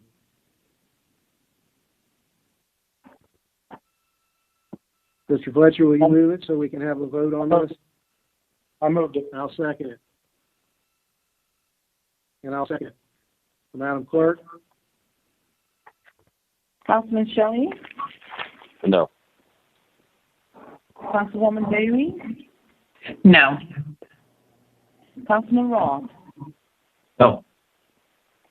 Councilwoman Avila? No. Councilman Fletcher? Yes. Mayor Lofton? Yes. Question Motion 7 fails. fails. All right. Same issue with question 8. I really prefer we just have some resolution on all of these. So, Mr. Fletcher, would you be so kind as to move it? I'll move it. Councilwoman Bailey, and I'll second it. Madam Clerk? Councilman Ross? No. Councilwoman Avila? No. Councilman Fletcher? No. Councilwoman Bailey? No. Councilman Shelley? No. Mayor Lofton? I'll be an outlier, yes. The motion fails. And- Right. And finally, question 9, I don't recall that there were any issues with that. Do we have a motion to move it forward? Wait, Mayor, if I could just get one more clarification on question 9. When we did the discussion, the language is to expand the membership from 5 to 7, but then there was a discussion of each individual person appointing a member, and that language has not been changed in the charter. It still provides that the mayor, subject to the approval of the council, would appoint a charter review committee, just expanding membership. Is it the will that we have codify or make a change to the charter that provides that each council member appoints somebody, or that we're just expanding the membership? Because the discussion went in both directions. Well, I think the practical effect would be is that the mayor would not get 7 people approved without the opportunity for each member to appoint one. Just checking. All right. So do we have a motion on question 9? I'll move it. Moved by, This is as written, correct? Well, I would support this.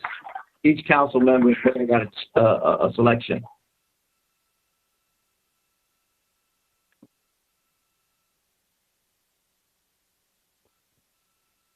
Hello? Yeah.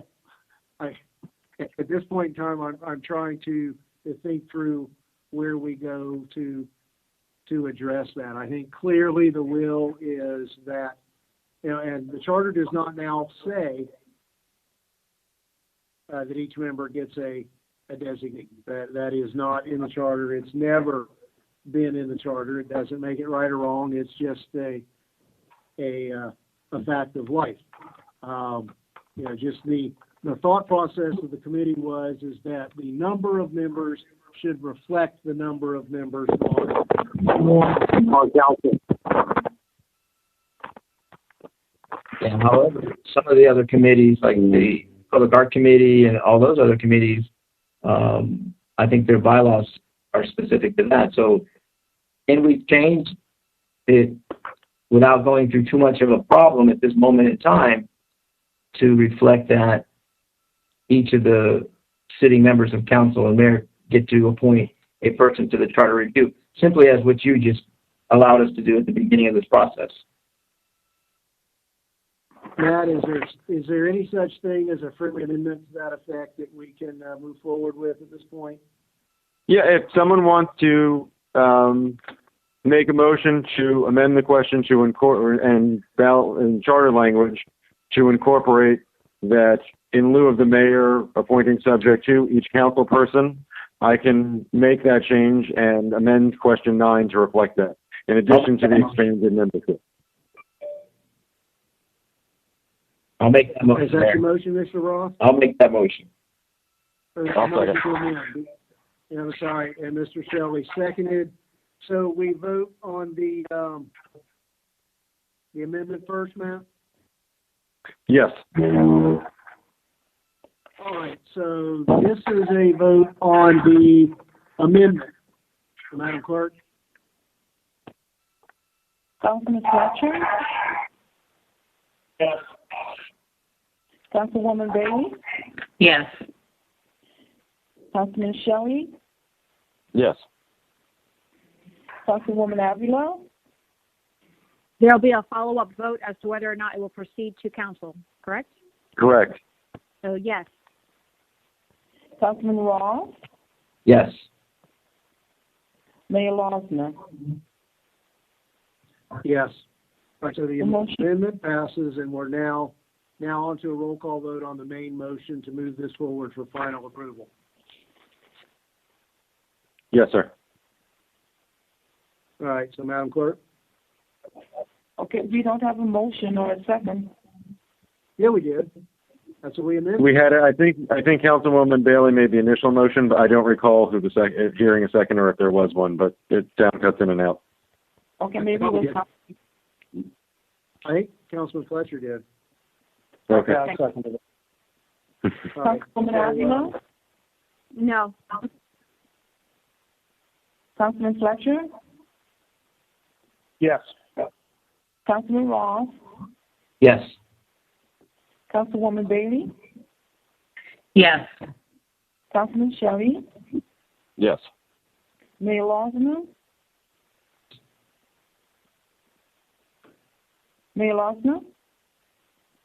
Yes. The motion carries. Okay. Mr. Mayor? Thank you all. Mr. Mayor? Yes. I'd just like to, I would like to go back and amend my vote on 3 and 4 to show that I would vote yes to move that forward to council in final form. On 3 and 4. The design to run notice and the calculation of term limits. The motion has, but the vote has been amended. Okay, but not as to adopting a total combined years of service. No, definitely not to 2, no. All right. Very good. Just want to make sure Thank that you all. my vote was amended on those 2 as well. Mr. Mayor, can I get clarification on which items actually passed?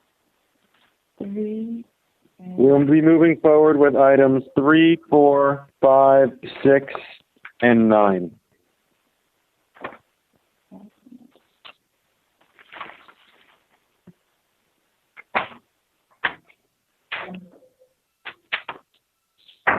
Got it.